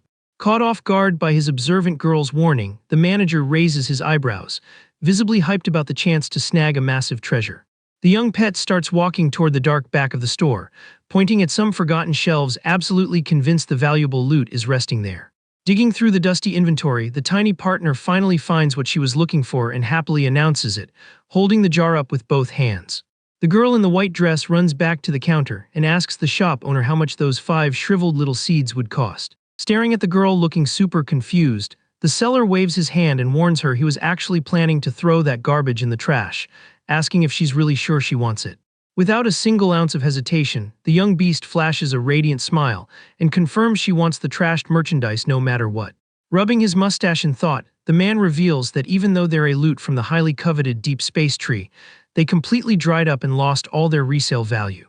Resting in Yu's delicate palm, the 5 dark seeds legitimately look like they have zero trace of magic vitality left flowing inside them. Seeing absolutely no reason to charge for literal trash, the merchant lets out a friendly laugh and says hell, just give the dead seeds to the little girl as a freebie. Super hyped about the random act of kindness, the MC's pet says a huge thank you, celebrating the special free loot she managed to rescue from the garbage. Now outside walking casually, the manager pumps his fist, amazed by his insane RNG to score diamond-class resources without dropping a single penny. Logging back into the safety of the spiritual space, the duo walks across the green field fully determined to put their new loot to the test for real. Wasting zero time, the shopkeeper tosses the pack of magic seeds into the air with a hyped smile, declaring that planting time has officially started. The second they touch the fertile soil of the mystic realm, the items bloom in the blink of an eye, spawning a glowing garden packed with scarlet and white flowers. Admiring the vibrant scenery, the tamer celebrates that relying purely on his partner's supreme talent means that massive crop is going to be ready for harvest super fast. Sitting on the soft grass, the guy relaxes thinking about the easy bag he's going to make, celebrating the end of stressing over food to feed the dragon and the imperial bird. The chill break is interrupted by a noise in the real world, making the MC look over his shoulder to see who just walked into his shop. Spawning back behind the counter in the little store, Yu blinks in surprise, whispering to himself asking if a legit customer actually pulled up to do business. At the shop's entrance, a guy in glasses sighs in relief, confessing he finally managed to awaken his magic taming skill. Flexing major determination despite looking tense, the visitor announces he's willing to sell his own house in the countryside if he finds a beast that truly fits his vibe. Slipping right into his classic pro-seller stance, the MC flashes a friendly smile and welcomes the unusual buyer to the shop. Checking out the manager's super young look, the nervous kid raises his eyebrows looking incredibly sus, and asks if he's the actual owner of this basic spot. Playing it totally cool, the shopkeeper confirms the newcomer's suspicion and immediately asks what kind of merch the young tamer is looking to buy. Adjusting his jacket, the visitor reveals he awakened a rank C talent focused on spiritual arts and asks if the shop has any plant type or healing-focused little monsters. Not making the customer wait, the guy snaps his fingers, spawning a glowing glass jar in his hand while confidently guaranteeing he has the absolute perfect option. Holding out the little luminous flask, the tamer shows the merch to the kid, who leans in super intrigued by how fast the customer service is here. Inside the clear glass, a tiny willow sprout radiates an intense emerald magic, proving it has incredibly pure and relaxing vitality. But his patience doesn't last long, as the customer grinds his teeth and starts raging, thinking he's getting trolled by the store manager. Pissed at the sample, the guy accuses the shopkeeper of trying to push a basic, common tree sprout on him, pointing out anyone can see it's just a useless plant. Keeping his absolute chill despite the outburst, Lu Yu clarifies that this tiny plant awakened a rare growth talent built entirely around blood refinement. Holding his professional tone, the manager explains the sprout can absorb the life essence of other living things to unlock the most overpowered evolution route in existence. Hearing the beast's actual stats makes the visitor sweat bullets, completely shook to discover a special, terrifying ability he never even imagined was real. Having zero patience to deal with someone's ignorance, Lu Yu states he doesn't have time to run tutorials for a customer. He bluntly says the price is 3 million and tells the kid to bounce if he isn't going to buy. Absolutely outraged by the crazy price tag, the visitor accuses the shop of being a complete scam. He raises his voice and threatens to report the place to the Beast Tamers Association without a second thought. Right then, the tiny dark dragon spawns in its colossal form, letting out a terrifying roar right behind the kid's back. Terrified by the imposing beast, the customer tries to mask his panic while backing up, insisting that threats aren't going to change anything. Without even looking back, the guy sprints desperately out the shop door, telling the manager to wait for the consequences. With the vibe finally chill again, the MC lets out a tired sigh, finding it pathetic that the dude couldn't even recognize premium merchandise when he saw it. Staring at the little glowing jar in his hands, the tamer hopes this valuable sprout doesn't just end up rotting in the store. He thinks about how the system's sales timer is only a week long, and wonders what's going to happen if nobody buys the item in the next few days. Deciding to take matters into his own hands, the guy takes the sprout out of the glass and carefully plants it in a pot with fertilized dirt. Right after, he grabs a small vial containing a mysterious red liquid to kick off the plant's feeding process. Pouring the special resource over the sprout's leaves, the shopkeeper plans to hit up Director Duan or Tianyan later for a favor if he really needs to offload the merch. The tiny plant instantly absorbs the essence, giving off a red glow, which basically confirms to the master that this beast is going to hit crazy high stats in the future. Far away from the little shop, the narrative cuts to the massive, modern main HQ of the Beast Tamers Association baking in the sun. Inside the building, the scared young customer from earlier slams his hand on the reception desk, demanding to file a formal complaint using his real name. Keeping her professional customer service act, the receptionist politely asks who the guy wants to file the report against. Superheated, the visitor explains he wants to report a scam business, claiming their prices are unhinged and their customer service is absolute garbage. The worker hands him a paper form, telling him to fill it out carefully and wait in the lobby area for a bit. Clutching the filled-out document, the kid pictures his epic revenge, 100% sure he's going to make that arrogant merchant go totally bankrupt. The scene pans quickly through the building's hallways straight to the wooden door of the supervisor's office. Inside, that same receptionist hands the report directly to the head boss of the department. Being super direct, the woman lets her superior know a citizen just dropped a formal accusation. The supervisor grabs the paper to review the case, but instantly thinks the name of the reported business looks super sus. Reading the form closely, he realizes in pure shock that the target of the complaint is the famous mythical beast shop. The man's brain flashes back to yesterday, remembering that the overpowered Director Duan visited the association personally to demand they protect that exact shop at all costs. Sweating cold from the memory, the suit goes into a full panic attack, realizing the veteran hyped the place up as the best in the city and demanded VIP treatment for it. Furious about the massive risk, the boss slams his hand on the desk, demanding to know which blind idiot is trying to drag him into a problem this huge. Without wasting another second, the man jumps out of his chair, fixes his suit, and speed walks out of the room. Pulling up to the waiting area, the superior corners the young snitch looking completely dead serious. Getting straight to the point, he asks the kid in glasses if he was really the one who filed the official complaint against the little magic shop. Super confident, the guy confirms he did it, demanding they speed up the punishment to stop that front business from scamming people in the market. Completely destroying the kid's expectations, the supervisor reveals he already investigated the spot and found out their cultivation quality is top tier, literally getting praised by the university director himself. Glaring at the guy with a heavy, intimidating stare, the suit bluntly deduces that this whole story is just a fake accusation. The response catches the kid totally off guard, leaving him shook and unable to process how his master plan failed so hard. Shaking from stress, the customer scratches his head and stutters, saying he must have made a mistake, suggesting he should just withdraw the report immediately to avoid drama. Pointing a finger in the guy's face, the boss warns that lying on a report means 3 days in holding, but decides to let it slide since it's his first offense, dropping a heavy threat that the next punishment will be brutal. Absolutely terrified by the lecture, the kid bows over and over, apologizing and swearing he'd never pull a stunt like this again. Not sticking around for more of the rant, the cowardly customer sprints out of the lobby, desperately trying to save his own skin. Standing alone in the lobby, the suit calculates the shop's insane clout and decides he's going to bring his own son there to try and secure a solid relationship with the manager. Back on the busy streets of the Magic City, the weather stays super sunny.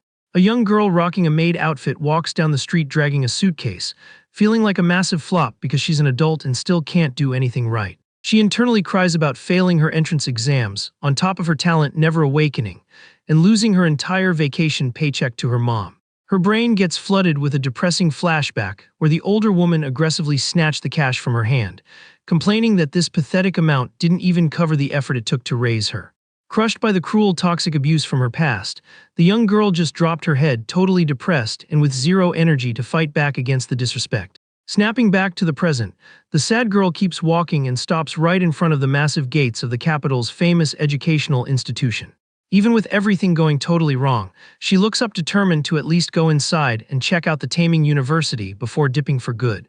The dream ends fast when a security guard at the entrance blocks her path, firmly stating that non-students are strictly banned from entering, forcing the girl to apologize and back off. Sighing in defeat, the young girl is sad she couldn't even clear her final bucket list item, getting more and more convinced that she's just completely useless.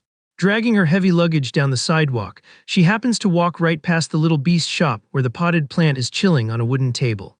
Suddenly, something catches the depressed girl's attention, making her stop walking and look over, super curious. Staring at the glowing willow sprout, she gets totally intrigued by the weird feeling that she's being pulled in by some invisible resonance coming from the plant. Meanwhile, inside the shop, the manager is lounging on the couch with his hands behind his head, looking insanely bored with the slow day. Lu Yu does the math, realizing that for the past 2 days, he's basically scared off every single customer just trying to push that overpriced sprout, fully aware that selling a plant for 3 million is unhinged behavior. Frustrated by the flop, he gets off the couch, stressing over the very real chance of the merch rotting in the store and causing a massive financial L. Deciding to go check the vibe on the street, the guy walks toward the front door of the little shop to see if there's any foot traffic outside. The second he steps out, the MC spots the girl in the dress staring at the little plant on the table and instantly gets interested in the potential buyer. The girl stays completely hypnotized by the tiny willow's magic aura, literally ignoring everything else around her. Amazed by the weird creature's presence, she thinks about how rare it is to actually spot a plant-type pet out on these streets. Feeling super empathetic toward the lonely little plant, the young girl asks in a sad tone if nobody wanted it either, completely missing the shopkeeper sneaking up behind her. The green sprout wiggles its tiny leaves, reacting to the girl's voice, leaving the manager shook to realize the pet actually understood her perfectly. Jumping on this golden opportunity, the MC turns on his max charisma and asks if she really likes that little monster. Caught red-handed by the owner, the girl takes a step back looking super embarrassed and stutters, claiming she was literally just looking. Being incredibly helpful, the guy introduces himself as the store manager and says he can give her a VIP pass to touch the creature as much as she wants. The girl's depressed face flips instantly into a hyped expression, asking excitedly if he's actually being serious. The young girl reaches her fingers out super gently, and the second she touches the leaves, the little plant flashes an even brighter emerald glow. Feeling the warmth of the magic energy, the girl is amazed to realize that the weird invisible pull from earlier got even stronger with physical contact. Watching the intense glowing reaction, the tamer is surprised to confirm that this mystery girl has an absurdly high compatibility rate with his deadstock merchandise. The sprout starts wiggling wildly toward the girl, making the manager confused and asking if the beast is trying to send some kind of message. Still trying to process the mystic connection, the girl looks at the shop owner and reveals the plant is literally begging to fuse with her. Flexing unbreakable confidence, the shopkeeper mentally celebrates hitting the jackpot, realizing this visitor is the absolute perfect master for the little willow. Not wasting any more time yapping, the MC bluntly suggests the young girl try feeding the plant with just a single drop of her own life essence. Spooked by the wild idea, she waves her hands in a panic, swearing that if the pet gets contaminated by the blood of a talentless person, the shop will never be able to sell it. Finding her dramatic panic hilarious, the guy points to his chest and states that he's the boss here, hyping the girl up to at least try the test. Convinced by the manager's push, the young girl hesitates for a second before finally agreeing to the bizarre request. She brings her index finger to her mouth and gives it a tiny bite to draw the material she needs for the feeding. Super carefully, the girl hovers her hand over the pot and lets a single scarlet drop fall right onto the glowing leaves of the magic creature. The second the tiny scarlet drop hits the glowing leaves, the plant absorbs the liquid in the blink of an eye. Instantly, the plant speedruns its growth, leaving the young girl absolutely mesmerized by the instant test results. Riding her hype, the MC points out that the synergy between them is top tier and asks if she wants to take the sprout home. Snapped back to reality, the girl awkwardly clasps her hands and confesses she literally has zero cash to pay for it. With a super sad look, she cries about never awakening any taming talent, meaning she's basically hardlocked out of ever contracting a beast. But the shopkeeper waves it off, swearing the money isn't an issue, and asks in a mysterious tone if she's 100% sure she has no magic. Having no idea what the manager is trying to hint at, the girl just blinks, looking entirely confused. Suddenly, the tiny willow sprout starts pulsing like crazy, having a violent reaction to the vital essence it just inhaled. Feeling a weird energy rushing through her own body, the young girl looks down, totally panicked by the random reaction. In a massive explosion, a crushing red aura bursts out of the girl, proving she just awakened an overwhelmingly overpowered hidden ability. Surrounded by that intense magic, she screams in pure shock, realizing she just unlocked the legendary rank S talent known as True Blood. Completely stunned by the plot twist, the girl covers her blushing face, unable to cope with the fact that she went from being useless to OP in 1 second. Flexing a confident smirk, Lu Yu crosses his arms and notes that now she can't use the no talent excuse anymore. Going full tutorial mode, he explains the plant used its own magic to refine her bloodline, and warns the girl not to let the little monster down. Taken over by pure hype, the young girl grabs the tamer's arms, jumping for joy, super emotional that someone finally recognizes her worth. Desperate not to fumble the opportunity of a lifetime, she cries and begs the manager to let her lock in the contract. Digging through her pockets, the girl pulls out some crumpled bills and a few coins, shamefully confessing that this is literally all her current net worth. The shopkeeper laughs at the situation and says he can front the cash for now, mentioning the fixed price of the willow is just 3 million. Hearing that insane amount makes the girl almost have a panic attack, asking how a broke person like her is ever supposed to pay off a debt that massive. To fix the glitch easily, the MC suggests she just start working at the shop as his assistant to slowly pay off the tab. With her eyes shining with hope, the young girl accepts the offer on the spot and promises she'll literally bleed for the job. Super happy with the deal, Lu Yu gives her a thumbs up and officially declares she is the newest employee of his beast shop. Right then, the system's AI pops up as a hologram, congratulating the guy for hiring the spot's very first official worker.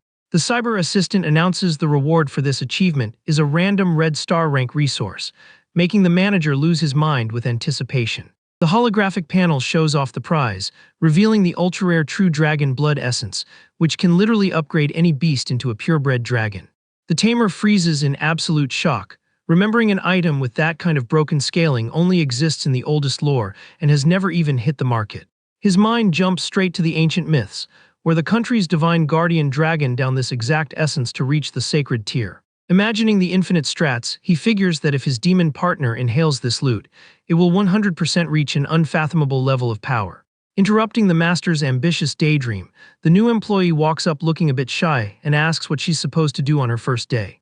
Snapping back to boss mode, the guy tells the girl to go run errands and buy groceries to cook, promising free housing, food, and a fat commission on every sale she makes.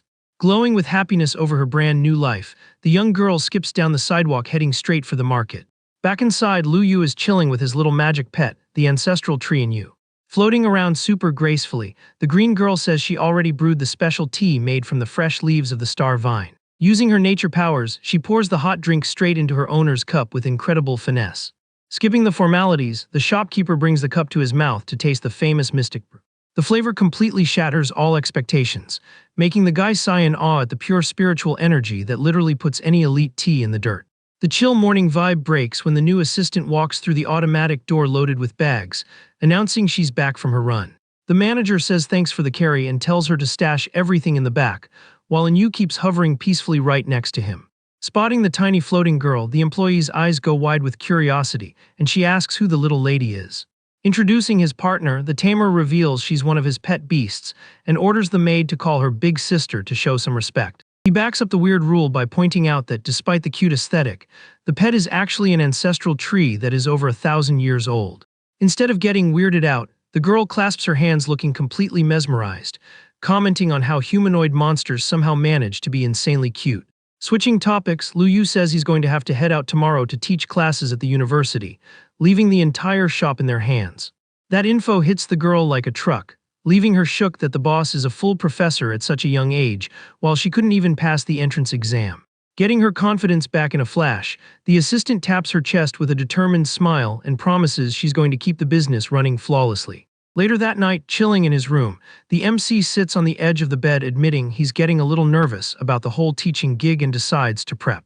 He boots up the system's holographic interface and starts scrolling through the catalog of memory inheritances focused on the art of monster breeding. Scanning the options carefully, the guy picks out the lore of a 7-star breeder that costs 300 points and clicks buy. The digital panel confirms the instant transaction, deducting the exact amount from the tamer's banked balance. With the purchase locked in, the virtual assistant pops up asking if he wants to trigger the download process for that ancient memory. The second he hits accept, a ridiculously bright green pillar of light strikes the manager's head, signaling the start of the data transfer. Wrapped in the magic floating around the room, his body relaxes while his brain gets flooded with lore from a completely different era. The guy is amazed to find out this inheritance belongs to an expert from an ancient civilization that already got wiped out. In the flashbacks, he sees top-tier scientists arguing in massive academies built exclusively to grind out magic talents. Diving deeper into the classified files, the memory exposes a massive, shady operation called the Divine Creation Project. The scene flips to a high-tech lab where researchers are scanning a terrifying dark energy trapped inside a containment tube. Right after, an old monitor flashes a giant red warning, confirming the spawn of the entity was a total success. The result of this insane experiment reveals itself as a terrifying cosmic demon god, radiating an aggro aura that could literally delete the universe. The chaotic vision shows a single demonic eye opening up, triggering apocalyptic explosions everywhere. The ancient lore dump ends with the tragic downfall of that advanced civilization, completely wiped off the map by the exact creature they built themselves. Snapping back to reality hard, Lu Yu sweats cold, shocked to realize the previous era literally crafted the feared original boss of the current demon realm. The guy flops backward onto his bed completely drained, admitting that just catching a glimpse of that entity was enough to send shivers down his spine. But a confident smirk quickly takes over his face as he realizes the grind to becoming truly invincible is still going to be long and challenging. The next morning, the sun is already blasting, lighting up the mythical beast shop sign in the commercial center. Heading out to work with Yu, the manager waves to his assistant, confirming the shop is officially in her hands now. The second he steps onto the empty sidewalk, the MC summons his red magic circle, calling the black dragon to act as his ride. In the blink of an eye, the massive dark beast bursts out of the flames, roaring with all its morning rage. The imposing winged partner lands on the street, flexing a crushing presence that completely dominates the vibe of the block. The wind pressure from the creature's wings almost knocks the employee over, but she holds on, totally amazed by the insane power her boss is hiding. Far away, the massive Taming University shows off its modern campus under the clear daylight. Walking through the busy hallways, a group of students is excitedly spilling the tea about a rumored 18-year-old prodigy who just got hired as a professor. One of the guys mentions he's shook, hearing a rumor that this new tutor is actually directly related to the school's director. Rocking a jealous look and a crooked smile, a bowl-cut student assumes the newbie just came to the campus to slack off and get a free bag. Keeping the toxic energy going, the hater chats up a female classmate, claiming that a nepotism hire like that definitely has zero actual power. Completely ignoring the cheap gossip, the elegant purple-haired student writes in her notebook and claps back, stating the guy is, without a doubt, the most overpowered tamer of their generation. Hearing the professor's massive praise, the guy with glasses gets salty and asks since when she evaluates anyone with that much respect. Sold by her hype, a brunette guy announces he's definitely hitting up today's open lecture to try and learn a meta strat or two. Walking out of the room with some files, Liu Luochen politely asks them not to use her nickname, worried the new manager might get the wrong idea. The gossiping kid sweats cold from pure frustration, trying to picture what kind of guy could actually rizz up the university's untouchable flower like that. The scene shifts to the chill dorm hallways, where students are talking about how the young new tutor just became the most trending topic on campus. Inside one of the rooms, a spiky-haired guy asks if his roommate reading a book isn't even a little curious about the stats of a professor who's also 18. Keeping his eyes glued to the book, Sue acts completely arrogant, stating he has zero interest in wasting time checking out the strength of basic NPCs. Feeding his friend's ego, the guy agrees, reminding him that he awakened 2 rank S talents at age 6 and was already running giant dragons right after. With that, he figures it makes zero sense for an unmatched prodigy like him to care about some random tutor's open class. Having no patience for the simping, the arrogant kid turns his head and asks dryly if his roommate needs anything else from him. Taking the massive hint, the student puts his hands up surrendering and says he's dipping so he doesn't bother him anymore. With the room finally empty, Su locks all his focus back onto the ancient book in his hands, flashing a look full of ambition and mystery. He touches the worn-out pages, super frustrated that he can't channel the dragon language magic from the previous era sealed inside that tome. Far away, the scene cuts to the university's massive modern auditorium, where a digital billboard hypes up today's open lecture schedule. Impressed by the setup, the students walk in chatting about how wild it is that the school opened up the giant room, usually reserved exclusively for senior professors. The hype takes over the crowd as Shen Nyanian and Du Royan arrive, celebrating that they get to watch the event together. Sitting a bit further back, young Master Luo Tianian makes his presence known with a super boss-like posture, waiting for the class to kick off. Right next to him, the director's 2 grandkids also secure their spots in the bleachers, showing major hype for the presentation. A student points in awe at Luo Heng, the absolute #1 veteran of the 3rd year, sitting right behind Professor Liu Luochen. The short-haired classmate grinds her teeth in frustration, remembering that in terms of power, even that genius veteran would only get to be a tutor after graduating. Scanning the room, Bai Yuyue finally realizes the girl who humiliated her at the shop also goes to this university, which totally explains her cocky attitude. Noticing the blonde looking super stressed, the guy next to her asks if she's feeling sick and nicely offers to walk her back to the dorms. Still raging over past beef, the toxic ex aggressively rejects the help and tells the classmate to mind his own business. The chatter in the auditorium gets cut when a student points at the main entrance and yells that the tutor finally showed up. Lu Yu casually strolls toward the center of the stage, flexing his classic unbreakable confidence for all the students watching. Just watching from a distance, the short-haired girl instantly blushes and covers her mouth, totally mesmerized by how good-looking the new professor is. Recognizing the speaker's face, Bai Yue's eyes go wide, falling into a state of absolute shock seeing her useless ex-boyfriend standing in that position. Already posted up at the podium, the MC apologizes for the slight delay in traffic and announces the class is going to focus on beast cultivation. With a friendly smile, the shop manager says that if any student is into the topic, they can register for his elective course with no issues. Jumping up in pure hype, Luo Tianian raises his hand fast and yells from the back, claiming he wants to be the very first one to sign the attendance sheet. Catching the vibe, Nyanian and Royan also throw their hands up with crazy energy to secure their slots in the shopkeeper's class. The director's 2 grandkids don't slack either, hyping it up from the back and begging the manager not to forget about them. The MC caps the initial class size at 5 slots, blaming his own lack of experience, and asks everyone else to wait until he scales the course up later. Shocking literally everyone, Liu Luochen raises her hand elegantly and asks if she could sit in on the classes as a listener because she's super interested. The auditorium goes into full panic mode over the request, with students whispering that it's unhinged for the famous, untouchable disciple of the director to want to audit another tutor's class. Playing it incredibly cool, Lu Yu flashes a friendly smile and guarantees the professor will always be welcome in his room. Super happy with the positive response, the instructor gives a warm smile and thanks her new coworker for the massive solid. But the good vibes die when the bowl-cut kid stands up raging, accusing the tutor of being just a clown hired out of pure nepotism. Glaring at the triggered student with a sharp look, the tamer quickly deduces the kid is 100% sure he used connections to get the bag. Full of attitude, the troublemaker confirms the theory, claiming that even the #1 freshman, Lu Su, has stats way higher than the professor. The shopkeeper lets out a mocking chuckle and points out that using pure magic level as the only metric for strength is completely shallow and pathetic. Insulted by the disrespect, the student beats his chest yelling that talking trash is easy and challenges the tutor to prove his real skills in practice. Showing zero signs of stress, the MC steps out from behind the podium and casually walks to the center arena.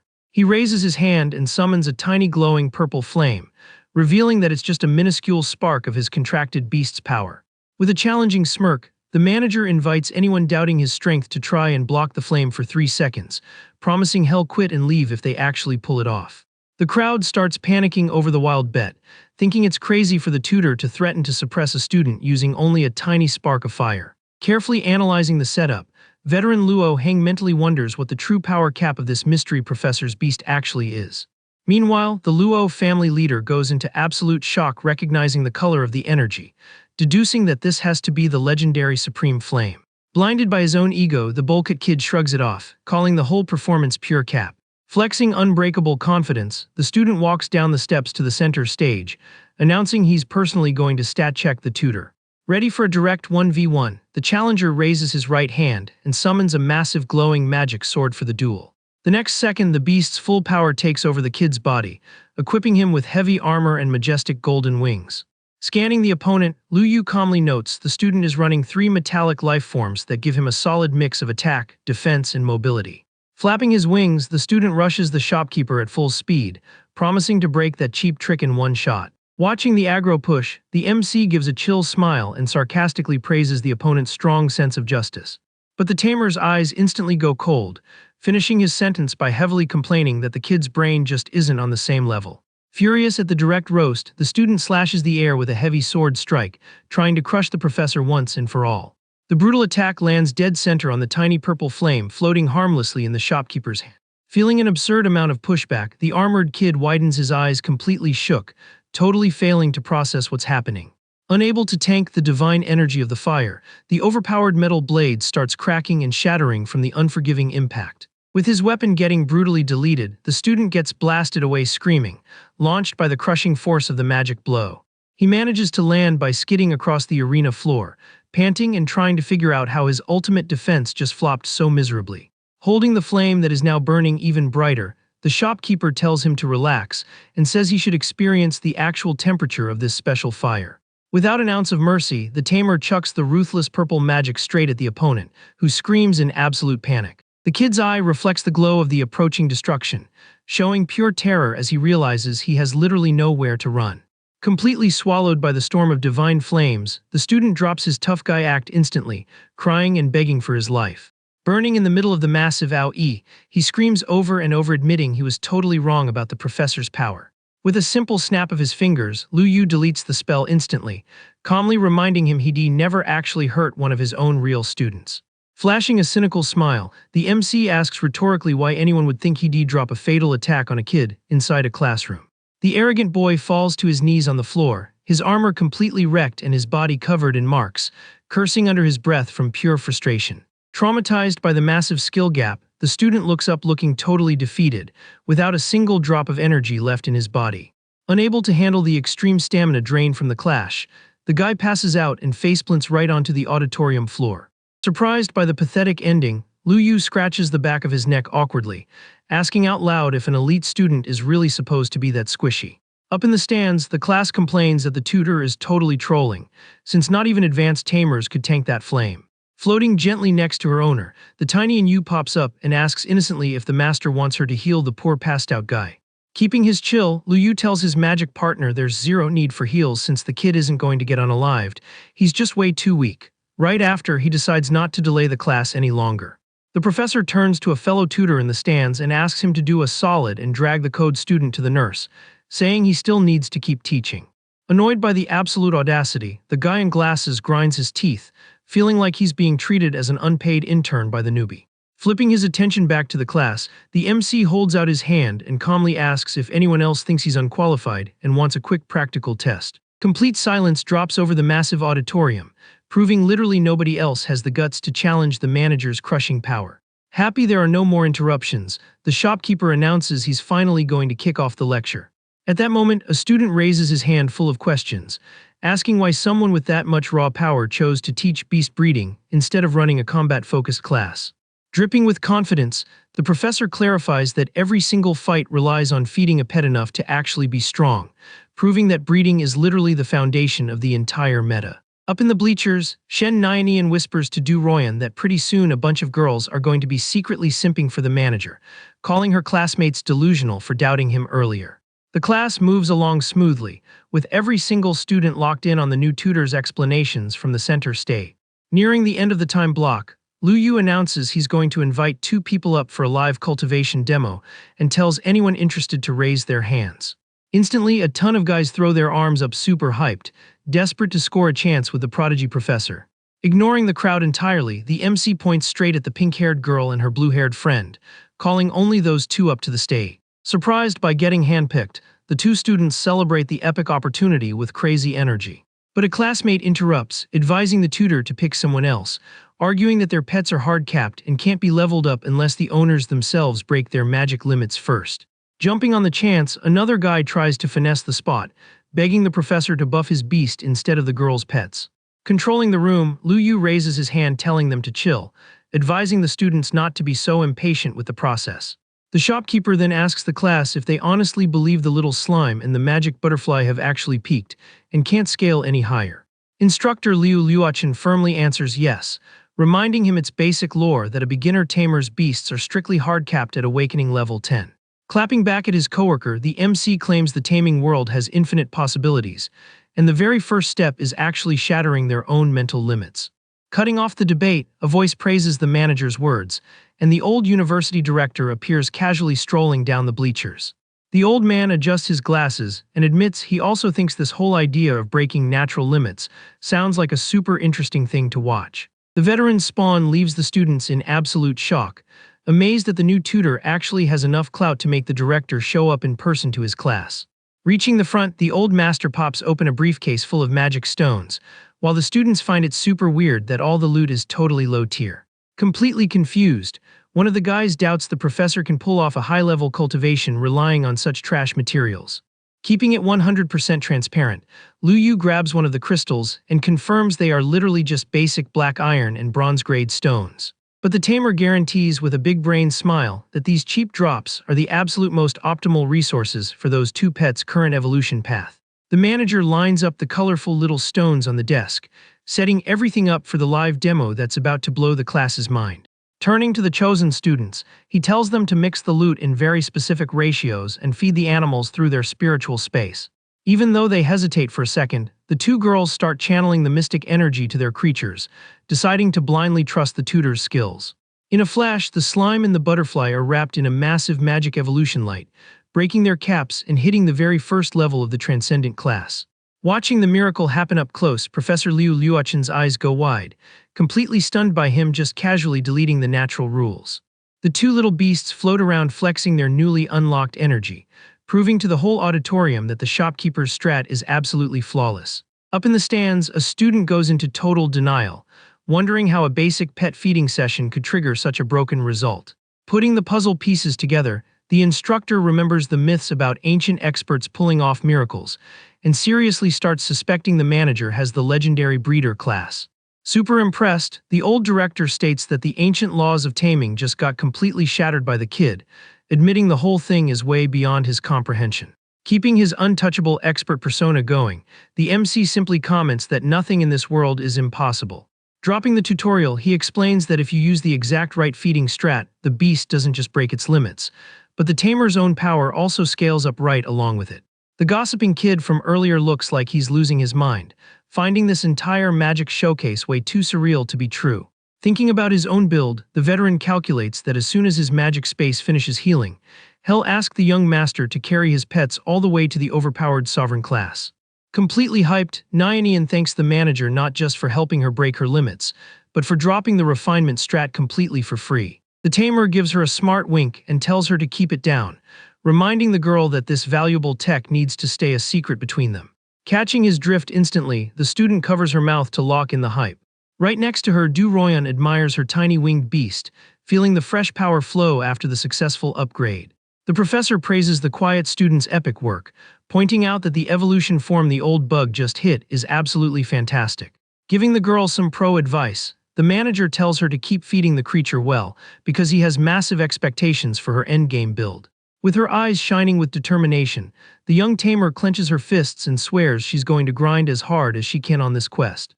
The shopkeeper confesses he mostly decided to help because seeing his own store's customers hard stuck at level 10 was literally hurting his eyes. But his true capitalist grindset quickly pops out when he hypes the girls up to win scholarships with their new power, just so they can dump all that cash on buying new pets from him. Massaging his own temples, the MC fake sighs and ironically complains about having to sacrifice so much just to try and hit his monthly sales quota.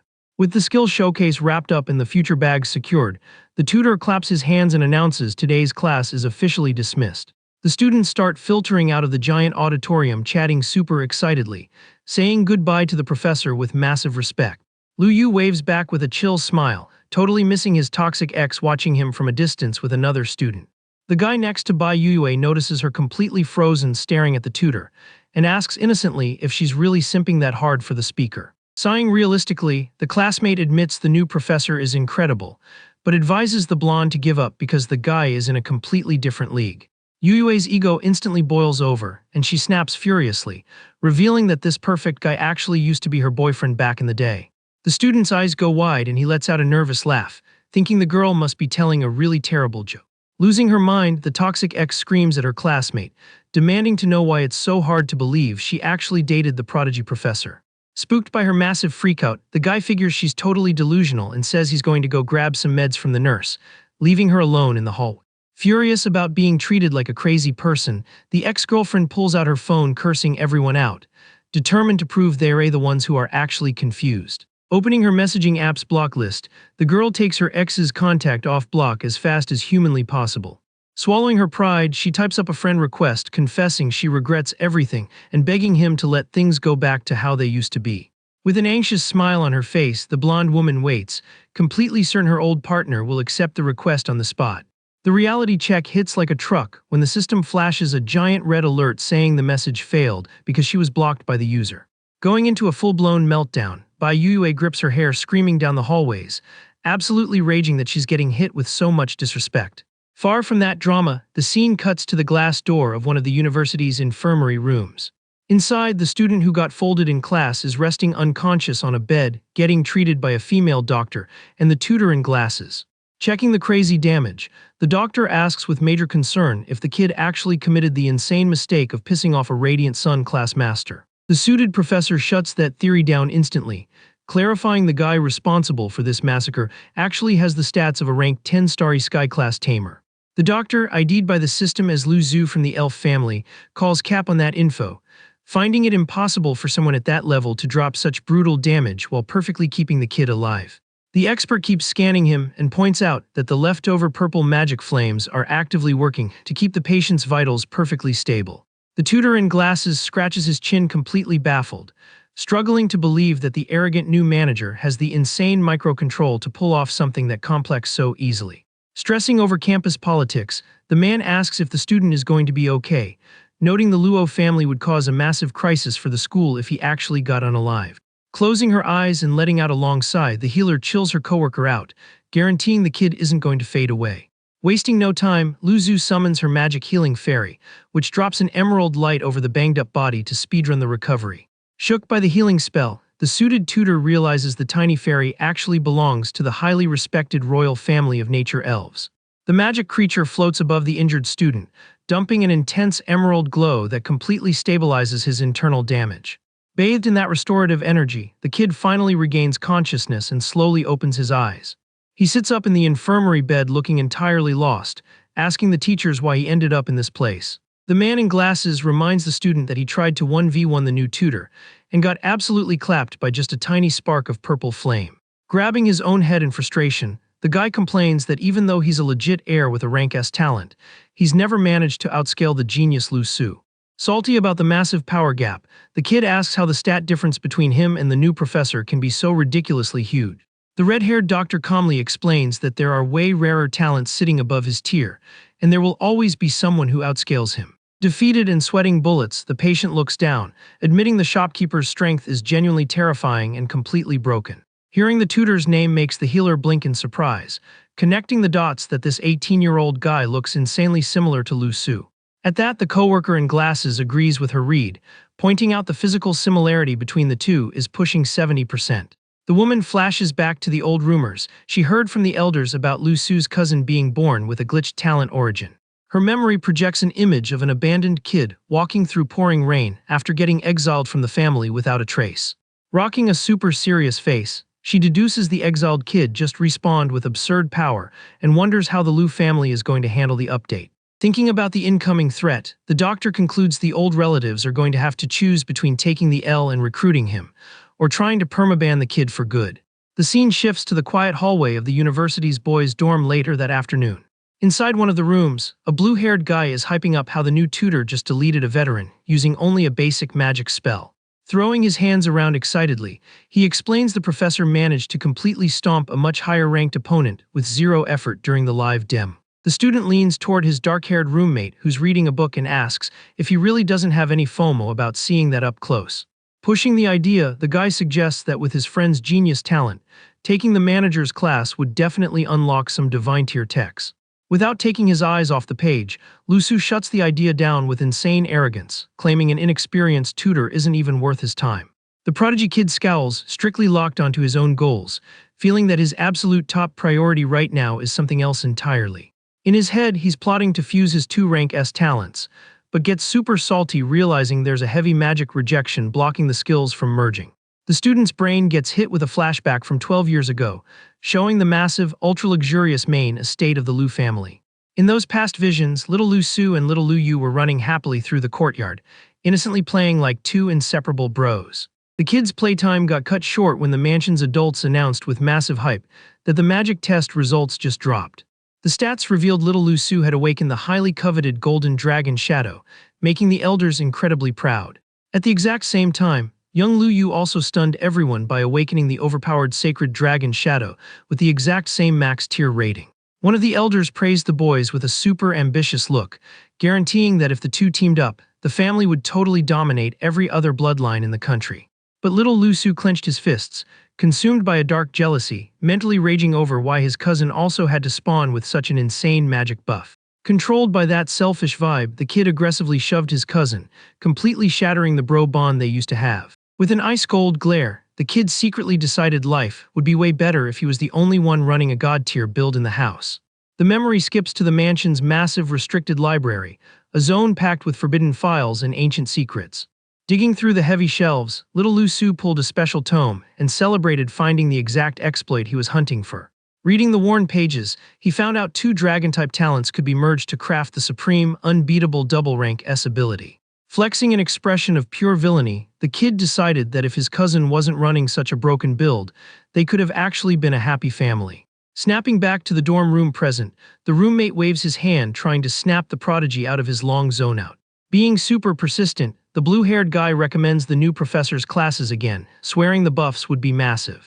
Completely losing it, Lu Su grabs his roommate by the neck with brutal force, demanding to know more about this guy. With his eyes wide in pure rage, the prodigy kid squeezes his friend's throat, asking exactly what this new tutor's name is.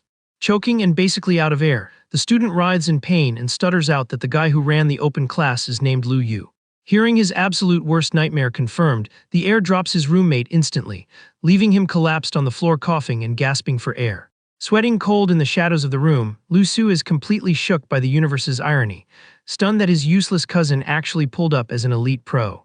The old jealousy flares back up, twisting the kid's face into a mask of pure hate, furious because he feels like his exiled relative is still quietly outscaling him. Slamming his hands violently on the desk, the Lu family prodigy rages to himself, declaring he isn't going to hold back and wants to absolutely end his rival.